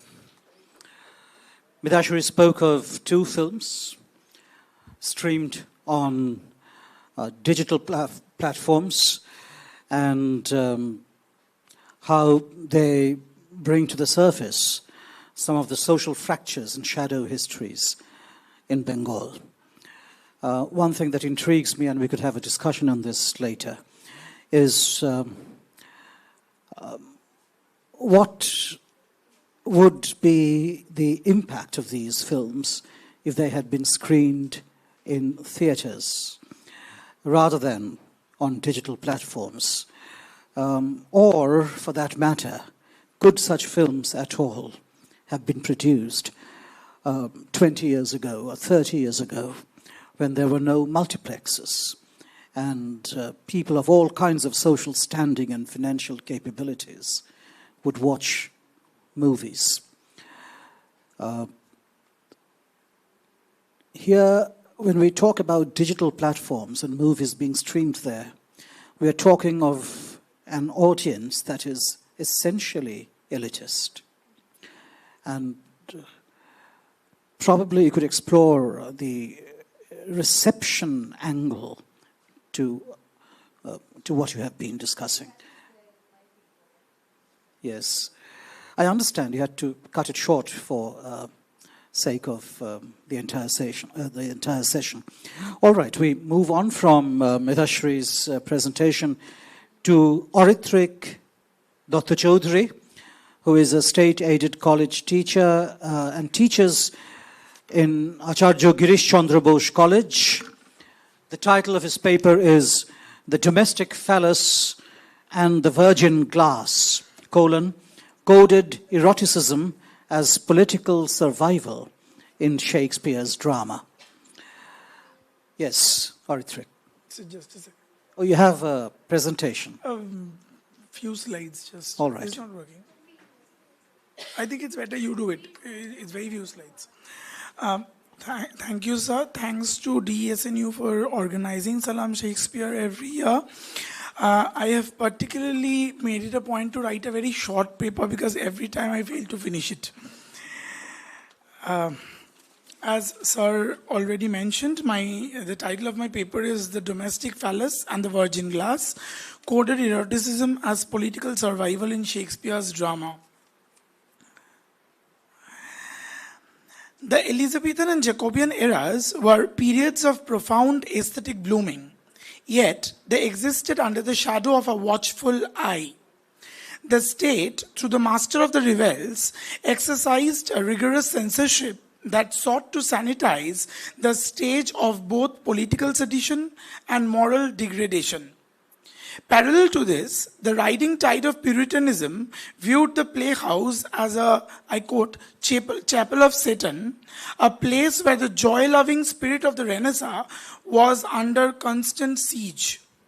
Shakespeare, a genius of psychological study, recognized that to represent the deepest studies of greed for power and the complexities of physical union, he could not always speak directly.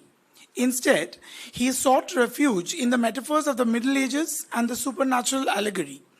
As the Puritan Malvolio in Twelfth Night attempted to suppress the revelry of Sir Toby Belch, so too did the English Parliament eventually shutter the theatres in 1642. This paper attempts to explore how Shakespeare's use of everyday objects, the clock's pen, and the glass of virginity, serves as a code of resistance that preserved human intimacy in an age of surveillance. Shakespeare's depiction of female sexuality often relies on the language of the household and the marketplace. The glass of virginity is a recurring motif that links feminine honor to the fragility of glass. In Measure for Measure and The Winter's Tale, the glass is not merely a mirror but a boundary. If the glass is cracked, the social value of the woman is shattered beyond repair. However, Shakespeare goes further by eroticizing the textures of domestic life. He speaks of velvet leaves and piled for a French velvet. Now, these textile metaphors serves a dual purpose. For the common audience, the feel of velvet was a rare luxury, making the description of skin or intimacy feel visceral at high stakes. On the other hand, a Puritan censor might see a discussion of fabric. The audience would just see the description of the body. In Cymbeline, the mole sink spotted on Imogen's breast is described with the precision of a jeweler or a merchant. By using the language of trade and household objects, Shakespeare anchored the ethereal concept of maidenhead in the tangible world of the audience, ensuring that the vivid imagery of physical union was left even if it wasn't explicitly shown. Perhaps the most striking example of Shakespeare's coded vocabulary is the transformation of male education into erotic signaling. In the final act of The Merchant of Venice, Greciano's famous line, "I'll mar the young clerk's pen," serves as a masterpiece of this subversion. On the surface, the pen is the tool of the law, the instrument of the young clerk, who is, of course, Nerissa in disguise. Yet, to the Elizabethan audience, the pen was a clear phallic substitute. By threatening to mar it, Shakespeare touches upon the anxiety of castration and the jealousy of the husband. This imagery bridges the gap between the high world of legal contracts and the low world of sexual infidelity. This use of pen reflects a broader trend in also representing the eroticization of labor. For example, in The Taming of the Shrew, the act of tuning the lute is a proxy for sexual conquest. In Act 3, Scene 1, it serves as a dual metaphor. While the rivals Hortensio and Lucentio literally argue over who gets to teach Bianca, the process of tuning symbolizes their attempts to harmonize her will with their own desires. And Bianca says, "Take you your instrument, play you the whiles. His lecture will be done ere you have tuned." In Romeo and Juliet, the constant puns on drawing one's tool transition seamlessly from street violence to sexual bravado. For example, Gregory says, "'Tis well thou art not fish. If thou hadst been poor John, draw thy tool." Samson, in Act 1, Scene 1, at the very beginning, he says, "My naked weapon is out. Quarrel, I will back thee." This low-level sexual punning at the start of the play establishes a world where masculinity is defined by lethal and sexual prowess. The reopening of the theatres under William Davenant in 1660 was not merely a political event. It was the resurrection of a suppressed vocabulary. While the Puritans had succeeded in shutting the physical doors of the theatre, they could not erase the linguistic refuge Shakespeare had built. The efficacy of Shakespeare's coded eroticism is best understood through the tension between E.M.W. Tilliard's Elizabethan world picture and Stephen Greenblatt's theory of social energy.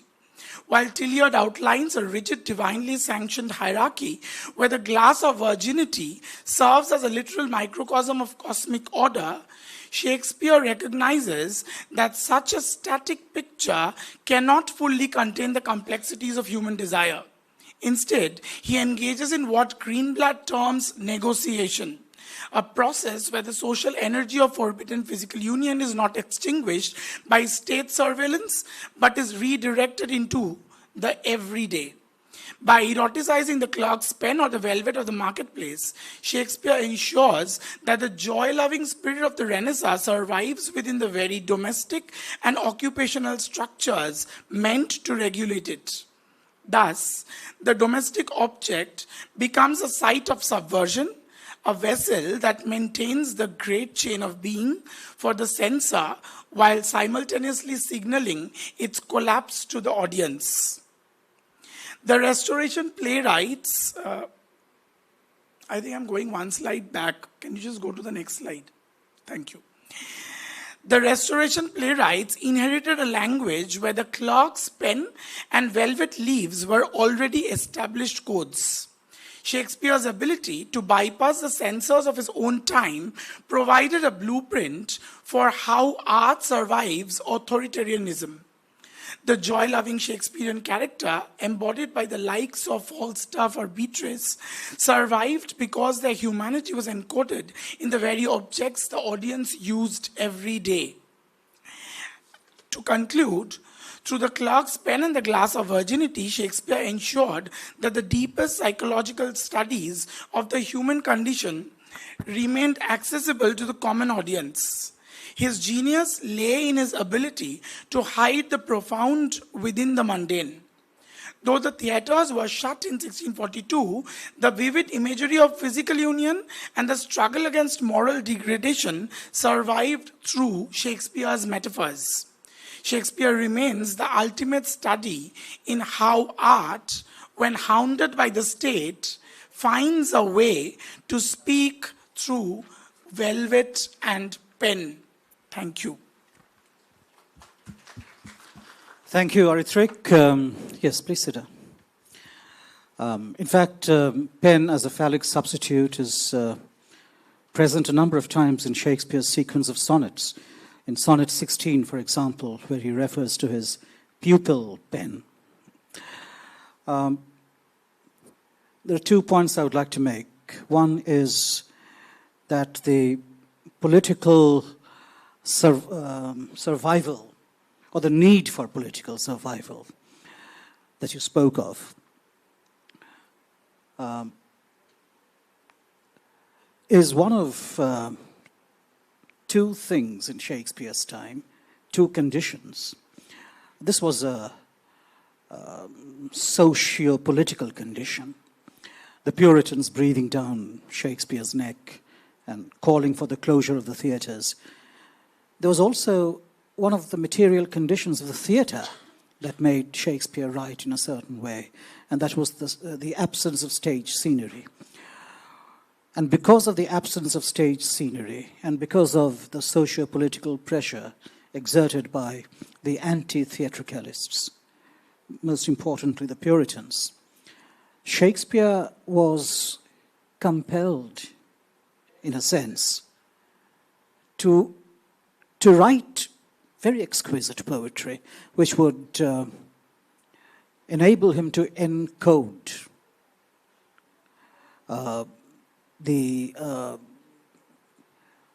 discourse on sexuality, if I were to put it that way, and also which would help him in the case of the absence of background scenery, which would help him articulate to the audiences different places and different times of day. For example, in Macbeth, which is a play that everyone has read here, there's a passage when Macbeth is speaking to his wife before the murder of Duncan and the murder of Banquo. And it's late evening, night is settling in. In the theatre, it would have been bright daylight because the plays were performed in the afternoon, and Macbeth tells his wife that night is settling in. He says, light thickens, and the crow makes wing to the rooky wood. Good things of day begin to droop and drowse, and the audience would be sucked into that illusion. This is excellent poetry.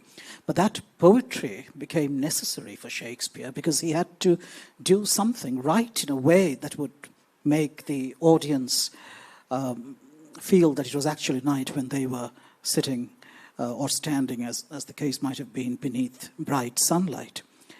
Similar is the case with the puns and the images that you spoke of. They enhance the poetry. These are essentially metaphors. And they enhance the quality of Shakespeare's poetry. But again, this is the result of a felt need for survival and the need to avoid censorship. But at the same time, as we say this, both you and I, and most here would agree with us, Shakespeare also had to ensure that the audience, both in the public theatres and in the private theatres, and the audience comprised people of all kinds and classes, he had to ensure that the audience should not miss what Shakespeare was trying to get at. All right? So, what he was saying, he could not afford to encode in metaphors which would so thoroughly disguise the intended meaning as to make the meaning evade the audience's understanding. Yes, and in spite of the metaphors, in spite of the puns, in spite of the coded language, the audience, Shakespeare had to see to it that the audience got at the real meaning And that was necessary. That is where the fun lay. Otherwise, Shakespeare would have been very boring and simply academic. All right, thank you. I probably spoke half as long as you did, Arithrik. Pallavi is our next speaker, Pallavi Nundi, who is a teacher, but I don't find anything further about Pallavi in the note that I have here. Yeah. So could you please introduce yourself further? Yeah, the title of her paper is The Trivialization of Shakespeare Through Growing Meme Culture and Its Impact on Gen Z or Gen Z, that's what they say in America. Gen Z in the UK. And Gen Alpha pedagogy. Yes. So I'm a school teacher and I teach at Aditya Academy. So because I'm a school teacher, my paper focuses on students who are right now in their secondary and senior secondary level. As my fellow paper presenters have already said about digitalization of Shakespeare and how Shakespeare is classic, I'll move on from that and focus more on the pedagogy part of it. All right? Because no use repeating the said things. So let me begin. Humanity has entered an era when Instagram reels retell the stories of Macbeth in Gen Z slang. Students scroll past memes of to be or not to be without having to go through the original text. And some even quote that there are more things in heaven and earth, Horatio, and say that it is a line from Sunday Suspense. As Richard Dawkins has said, he created the term meme from meme, which is a very old word. So, in an interview, he said that any kind of catchy phrase, tune, suppose I'll be humming a tune and two people heard it, and those two people continue humming it, that causes a meme. What is a meme? A meme is something that replicates itself in culture. All right? And that, in turn, causes virality. That is how memes and cultural contexts become viral. So, trivialization is nothing but the reduction of thematic depth or complexity and linguistic richness in the text and its transformation into something merely humorous and simply having surface level relatability. All right, can we go to the next slide? The meme culture is reshaping Shakespearean pedagogy to have superficial engagement rather than critical depth. Be it, the second citizen who is trolling Flavius and Marullus in Julius Caesar, or Puck in Midsummer Night's Dream, Midsummer Night's Dream. The advent of internet gave trolling a new platform and a new form. We, as human beings, have considerably reduced our attention span, and especially after the COVID-19 hit us. So, serious comprehension lacks nowadays, which is why the immediate need for instant gratification has come to surface. We've had platforms like Facebook, Twitter, which is now X, YouTube Shorts, Instagram Reels.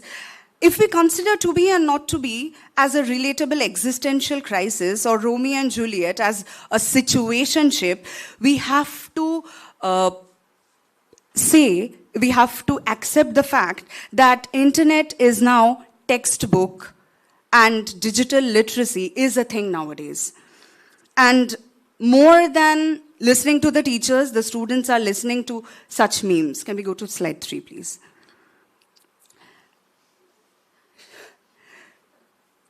Shakespeare's classics we call classics, why do we call them classics? Because they are relatable, they are relevant today, and remixing becomes as easy. Remixing it in our context, in Gen Z context, becomes easier as Shakespeare is so relevant. And the language can also be deformed or molded into Gen Z language. Shakespeare's themes include jealousy, ambition, power, love, existential despair. In digital age, however, these layered narratives are increasingly reduced to bite-sized, humorous fragments on platforms like Instagram or X. Memes and shitposts, we can observe that these are extracted, isolated quotes, characters, and scenes, often stripped off of the context. So if you look at this meme, those who have not read Hamlet, they will not understand, sorry, Romeo and Juliet, they will not understand what the context is. But even then, they would find it funny. These are intricate, there is a transformation from intricate social communication and commentary to something that is very absurd, a context that is rapidly needing of virality. This makes the context and the content familiar and non-intimidating.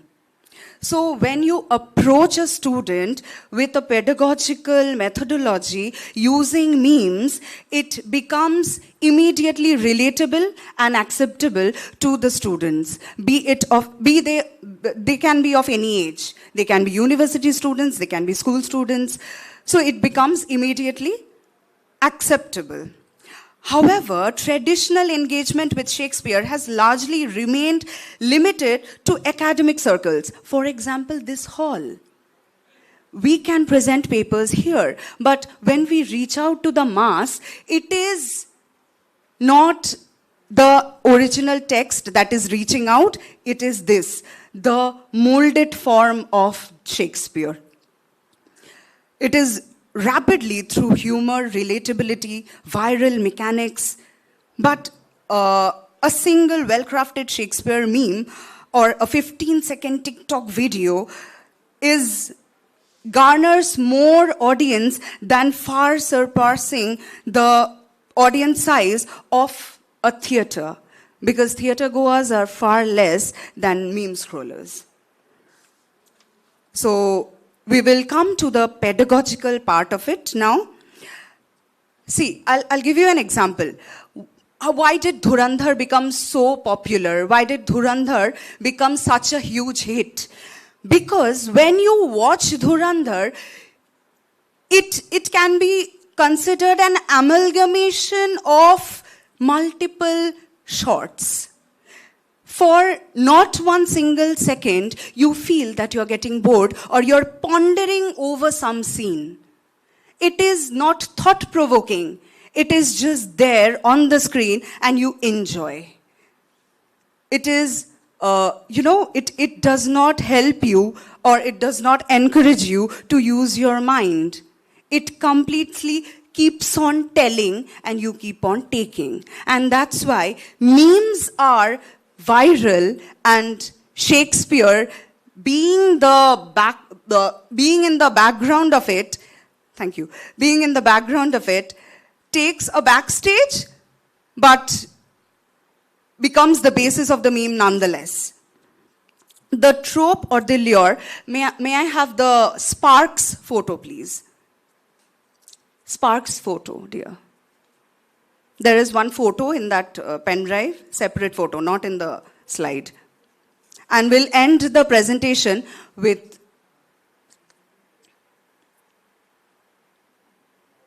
the Sparks photo. Yes, thank you. So this is an actual screenshot, and you can see how the Sparks Note, it is a website which gives you, a section called No Fear Shakespeare. And this is what a question that is, this is what a lure that has been put forward. 7 dirty jokes in Shakespeare plays you won't believe your teacher let you read. So this is nothing but grabbing the attention of the Gen Z and Gen Alpha very much, and they will now then go to the text and go through the text looking for the dirty jokes. Okay, we can go to the video now. And I will end the presentation by showing you how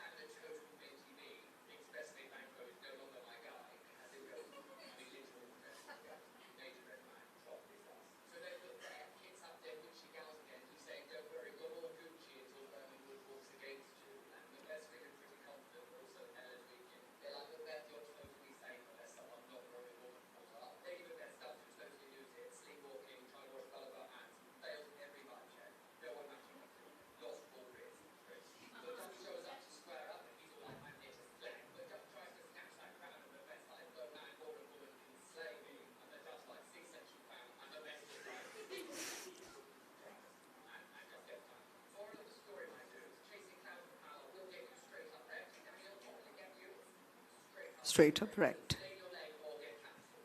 Stay in your lane or get cancelled. So, thank you. So, I would like to end my paper by just saying that memes can act as a gateway for the students and the teachers to bring in more students to read the actual text. That is the basic, research that I have done. That nowadays I have to relate to the students by using such words and using such contemporary context to make them understand what Shakespeare actually meant. I had to tell one of my students that Macbeth and Banquo are talking to the king. So she said that, ma'am, why are they talking like this? So I had to tell her, why are they being so formal? They have injuries and they can't tell the king that they have injuries. So I had to say, Macbeth muri khete khete golpo korchilo na to with Duncan, that he was the king and they were his subjects, so they had to talk to them in a formal and greeting way, which they cannot relate to right now. So that is it. Thank you so much. Thank you, Pallavi.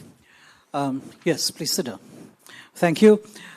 We come to the end of this session, a very interesting paper, but more than interesting because it opened up new possibilities for Shakespeare and for engagement with Shakespeare.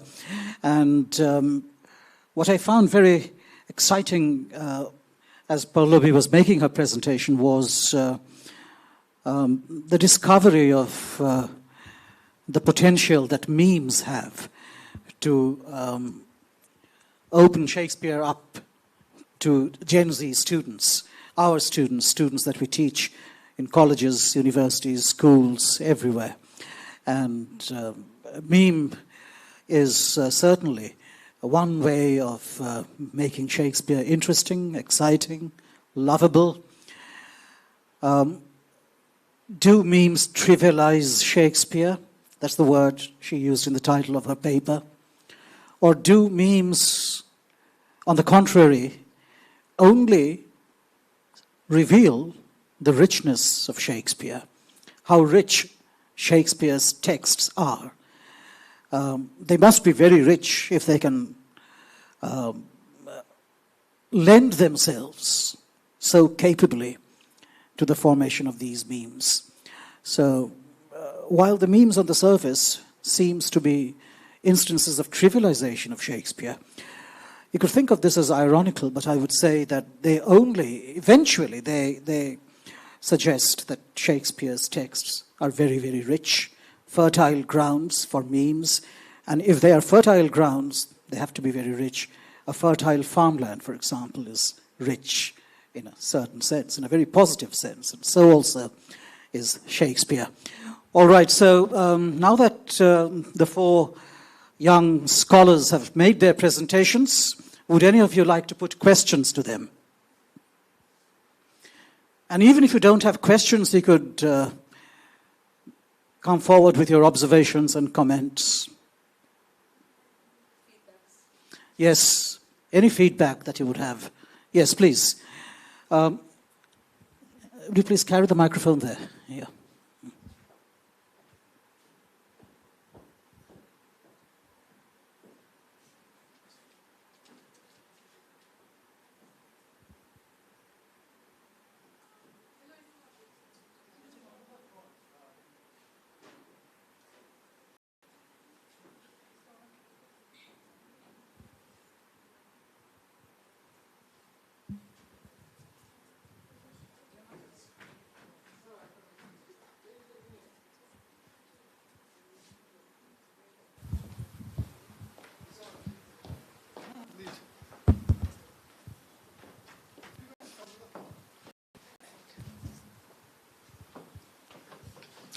Hello everyone.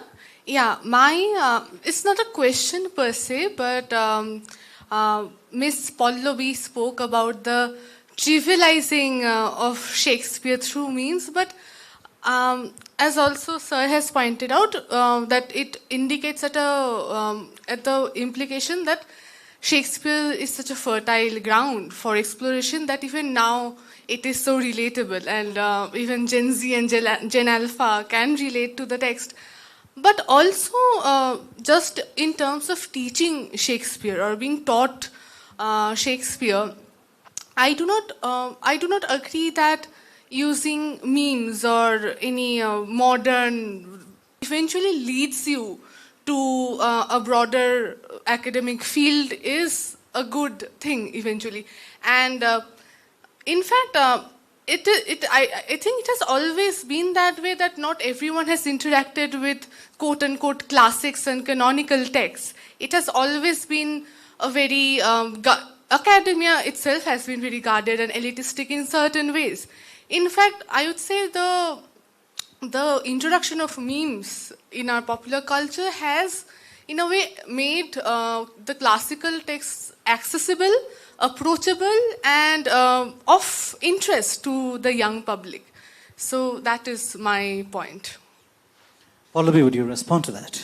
So my paper about that. So I took up one of the most contemporary thoughts, that is memes trivialize Shakespeare, and I turned it into a gateway how we as teachers can use it to bring in more students to read original Shakespeare. See, if you're teaching a class of 50 or a 60, there will be 10 students who will be very interested in it, and there will be 40 who will be, it's okay, ma'am is teaching, let's hear it, like that. So to bring in interest, we have to relate to them. We have to relate the text to them. And for that, this is a great tool. All right, Pallavi, I'm not very sure, because while memes, I have nothing against memes and reels. They're part of our culture today, and I not only accept them as part of our culture, I also confess that I love watching memes and reels and spend a considerable amount of time doing that. But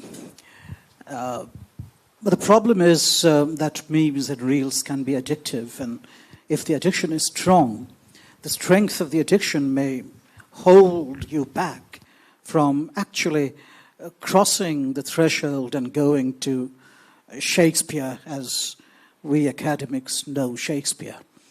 I'm not very sure if T20 cricket can, or an interest in T20 cricket can inspire someone to later on in life fall in love with Test cricket. It could actually draw someone away from Test cricket. So it's a double-edged sword.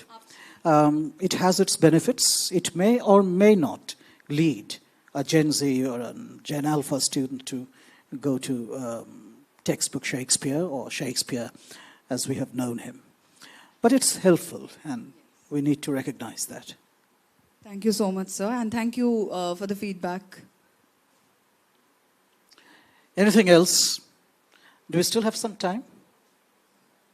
We do, yes. Actually, I was about to say something which Sir just pointed out. I had a very unpopular opinion. Shalini was speaking about Henry Jenkins and Rollerball. And Paulobi, quite on the same strain, we were basically, both of you were talking about production of mass culture.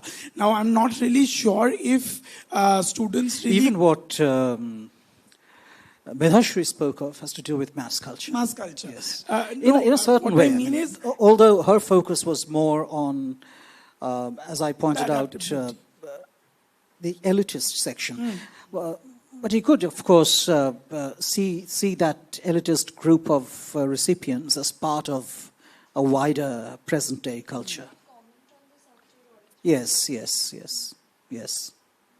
No, it was just an observation that what Barth is saying is basically creating new meanings through the text. He is not dismantling with the text altogether.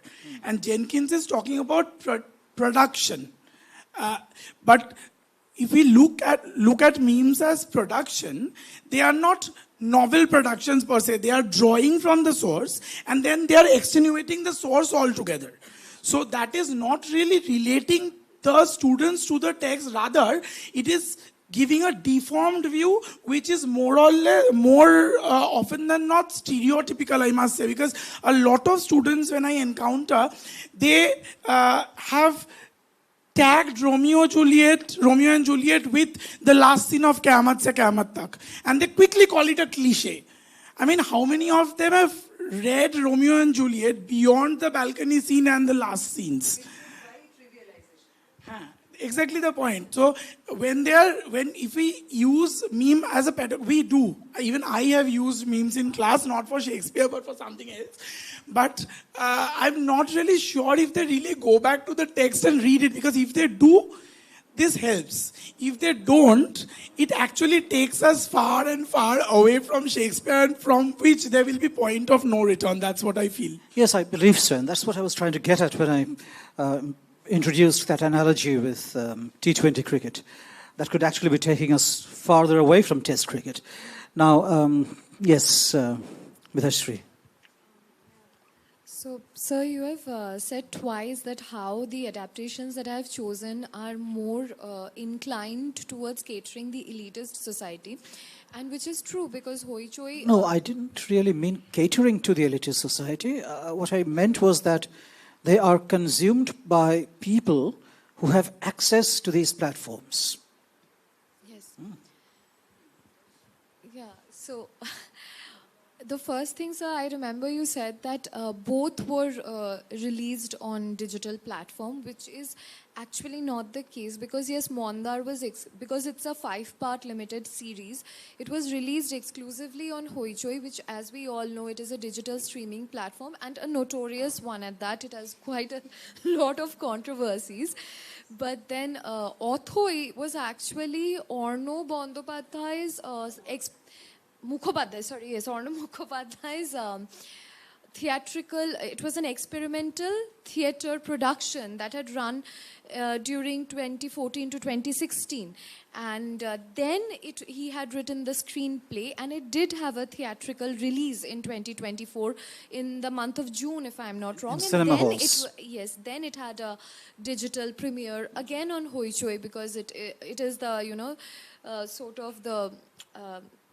what is that word? It has... Not just a mass platform, but Hoichoi, I think, is the most credible source when it comes to Bengali digital streaming, as opposed to the other smaller platforms which are available these days, because it's owned by SVF Entertainment.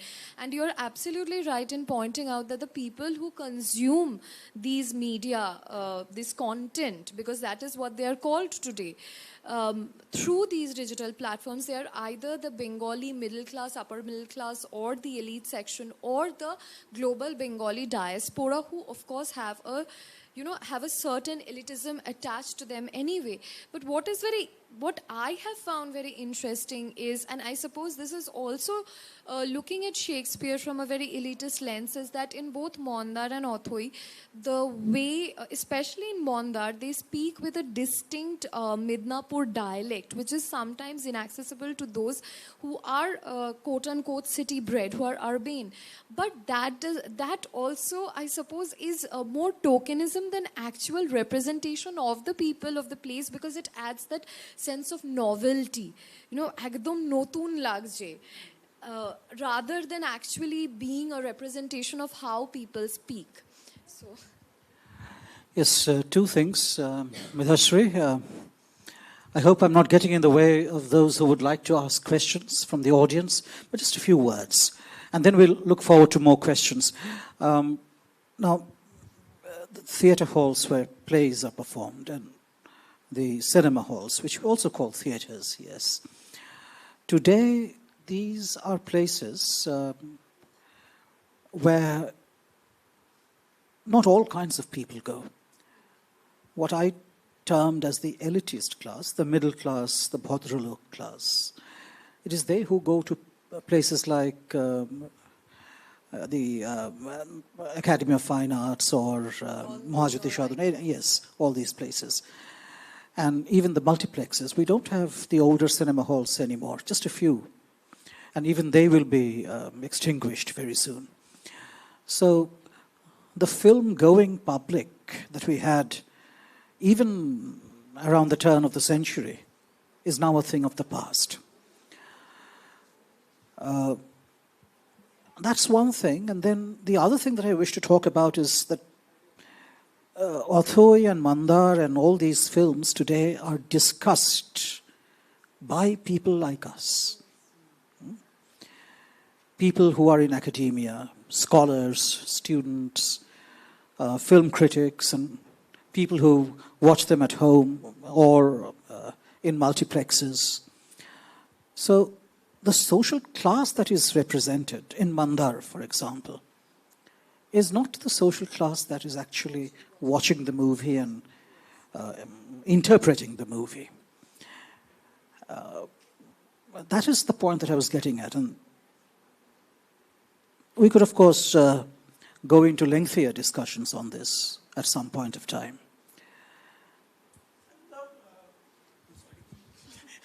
I just because both the things I've watched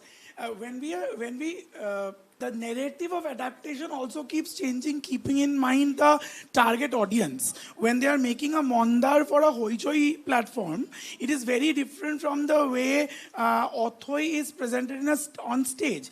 Okay, if I take into consideration that it's a different story and the writer is different, the same Arno Mukhopadhyay who's staging Othoi on stage, and when he's doing it on screen, he's changing the narrative to a large extent, keeping the images constant. And I've spoken to Arno about this because when I watched the movie, after having watched the play twice, I was like, why? What was the need of such changes? Because the play was cinematic enough.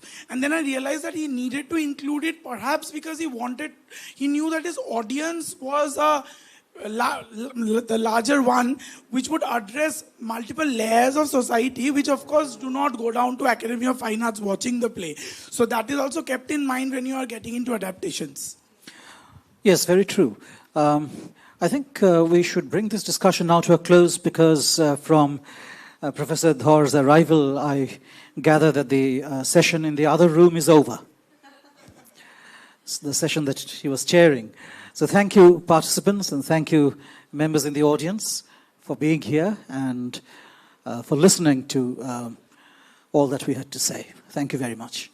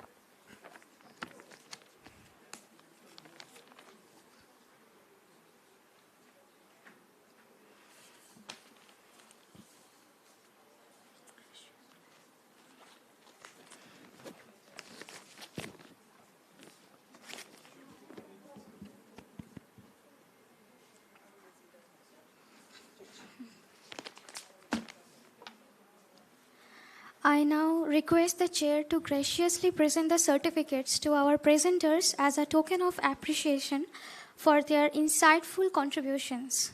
Beginning with Ms. Shalini Mukherjee.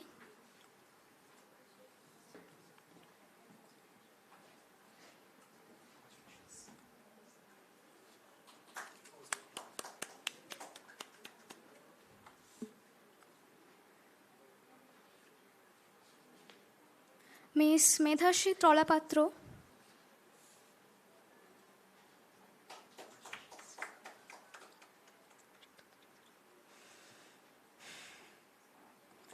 Mr. Oritrik Dotto Choudhury.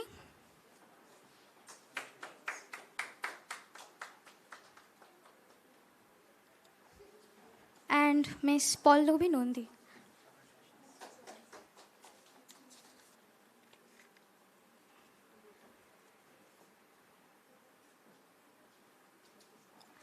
The food will be provided at the registration desk. Thank you.